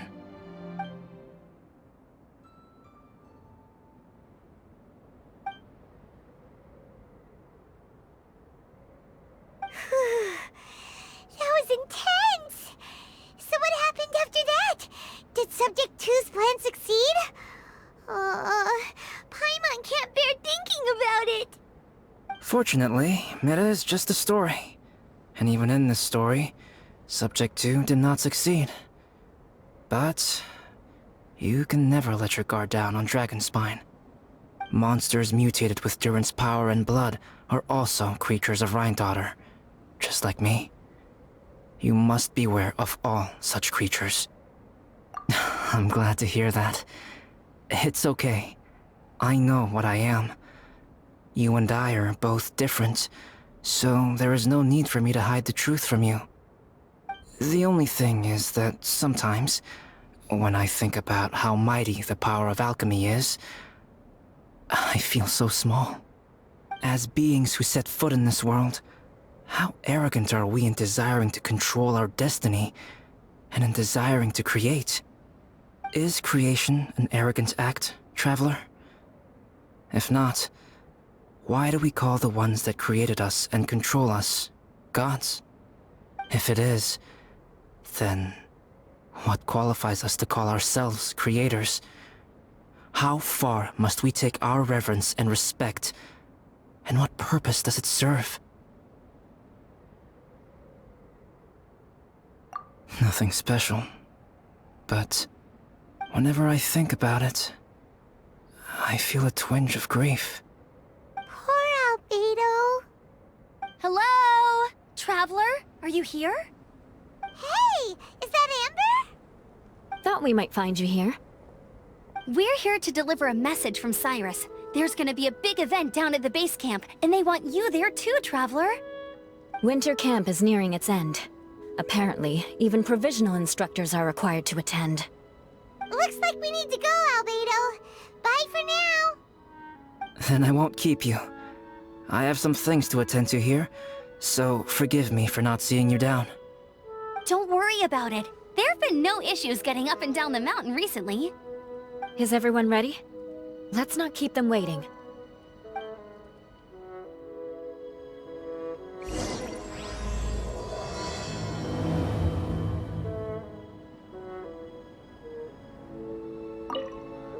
Go ahead. You're one of their instructors, no?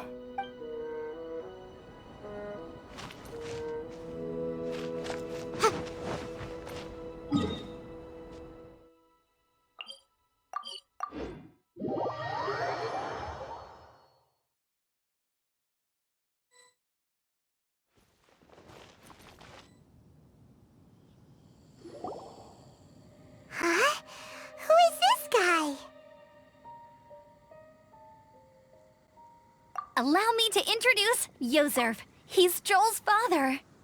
Dad, this is that traveler I was telling you about. The traveler's helped me out loads in the past, and this time we even built a snowman together. Joel has told me everything about you. I can't thank you enough. Wow! This is amazing! Wait a second. Why is Cyrus discreetly wiping tears away? And what is Pallid doing here? Pallid is the hero of the hour this time. Go on, Pallid. Tell us what happened in your own words. Okay. The weather was fine on that fateful day, and I had a feeling that Lady Luck was smiling down on me. So I trusted my gut and set off to explore somewhere new, somewhere dangerous. Because where there is great danger, there is also great treasure. Why does this sound so hard to believe? But I had only been away from the group for a short while when I fell down a slope and just started rolling. Uh-oh. Did my bad luck rub off on him when we ran into each other on the mountain? The place I fell to was somewhere I didn't recognize, and I'd sustained a few injuries. I remember thinking to myself, this is the worst luck I've ever had in my whole life. Then I met Yozerv. He'd heard the sound of me falling and came out to see what was going on.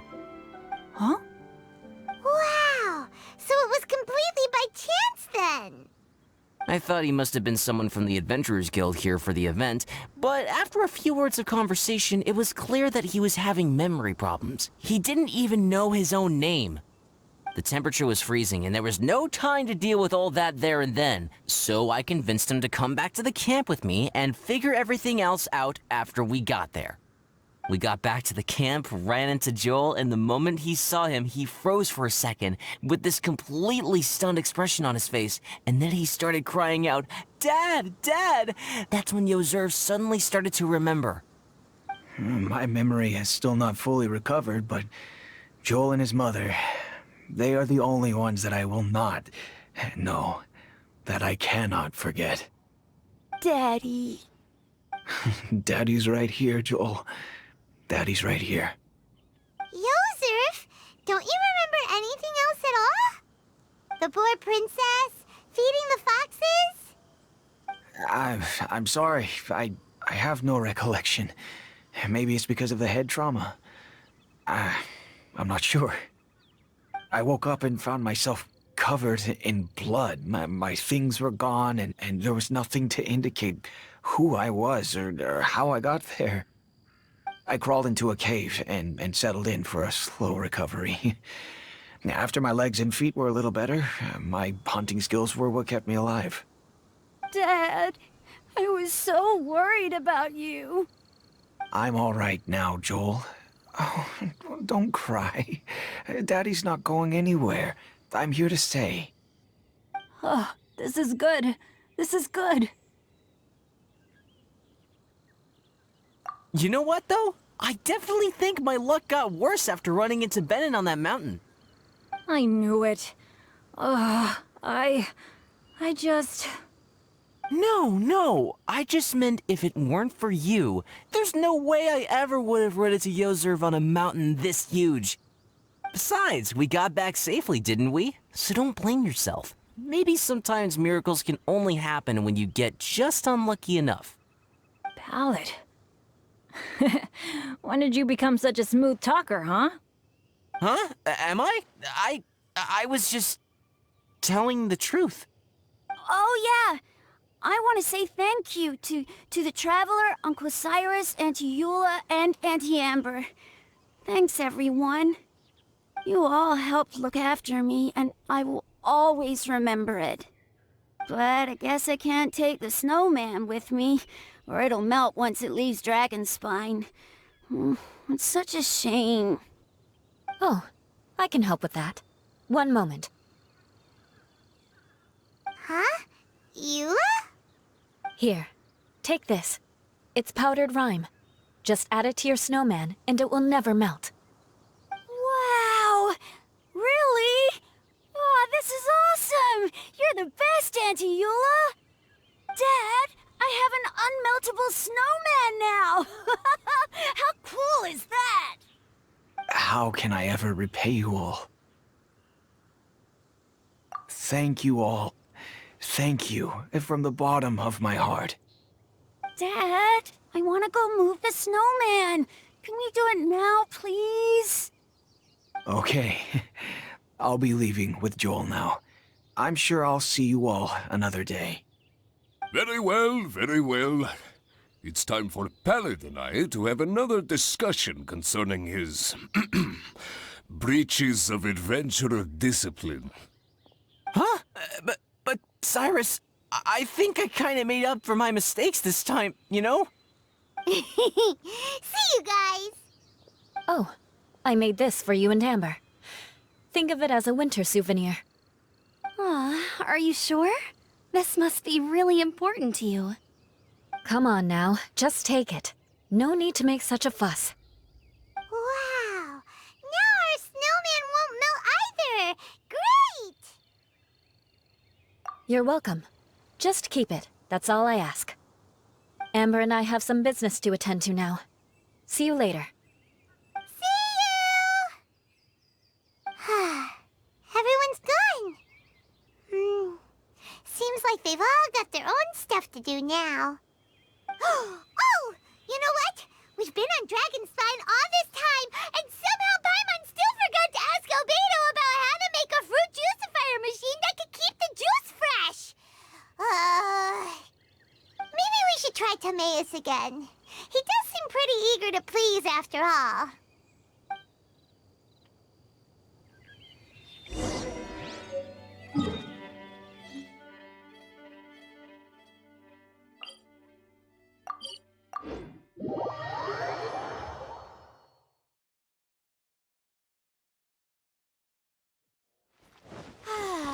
This weather's got me in the mood for reciting some laws. Let's see. Commercial Law of Leela, Chapter 27, Section 6, Article 3 stipulates that... Wait, what was it? Timaeus! Traveler and Paimon, what can I do for you? Wait a minute. You've got that mischievous look on your face. Oh, you're not still thinking about that ridiculous juicer thing, are you? Timaeus, will you help us? Well, if the Traveler isn't really interested, then, yeah, maybe I'll give this one a pass. It's just the weirdest request ever. No, but Paimon's Sunsettias are gonna go to waste without it! And the time it would take me to research something like that, I could probably pick those Sunsettias again 10 times over. New research project, Timaeus? We meet again. Oh, Albedo, thank goodness. So the situation is, Paimon wants a machine that can turn fruit into juice and keep the juice fresh. I mean, surely it's... Majorly important, that's what it is. If you can manage to invent this, we'll never have to worry about fruit going bad ever again! That's impossible.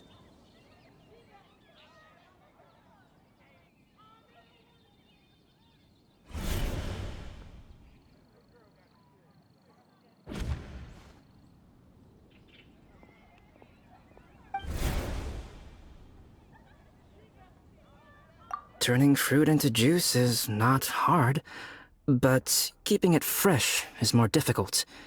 But if you simply want to keep the fruit from rotting, there are many ways to achieve this. Right, Traveler?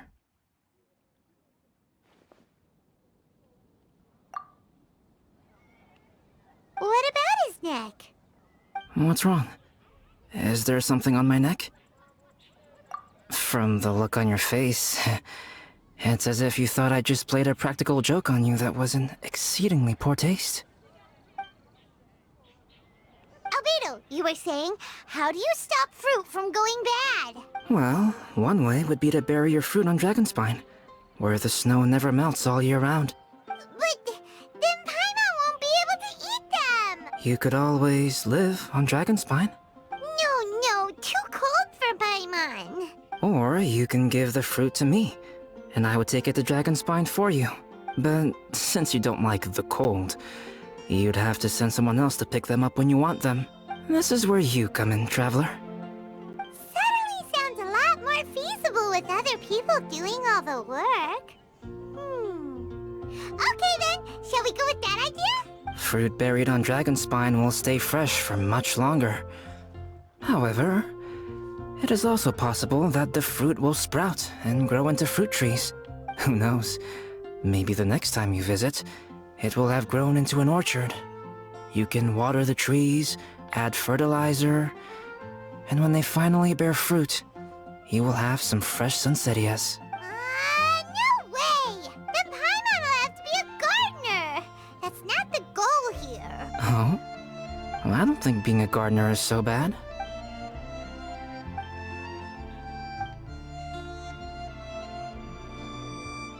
Albedo! Stop trying to get your hands on Paimon's super sweet Sunsettias! It bothers you, does it? Of course it bothers Paimon! They are the rarest, super duper sweetest Sunsettias ever! And they're not for you! Okay, but they're just Sunsettias. I think you're only so attached to them because you don't have much fruit of this quality in your possession. When someone's pockets are full and their spirit is fulfilled, they don't easily fall prey to this kind of yearning. Really?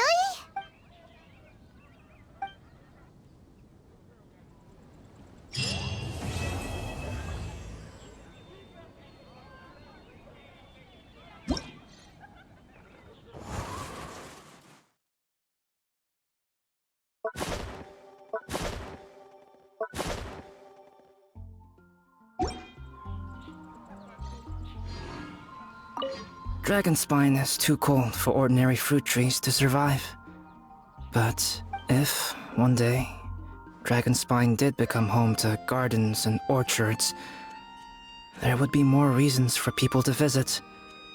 Perhaps a little life is the key to attracting people. Life may exist in all kinds of unfathomable forms, and in all manner of unthinkable environments. Mysterious, yet tenacious. Perhaps this is what makes life so special.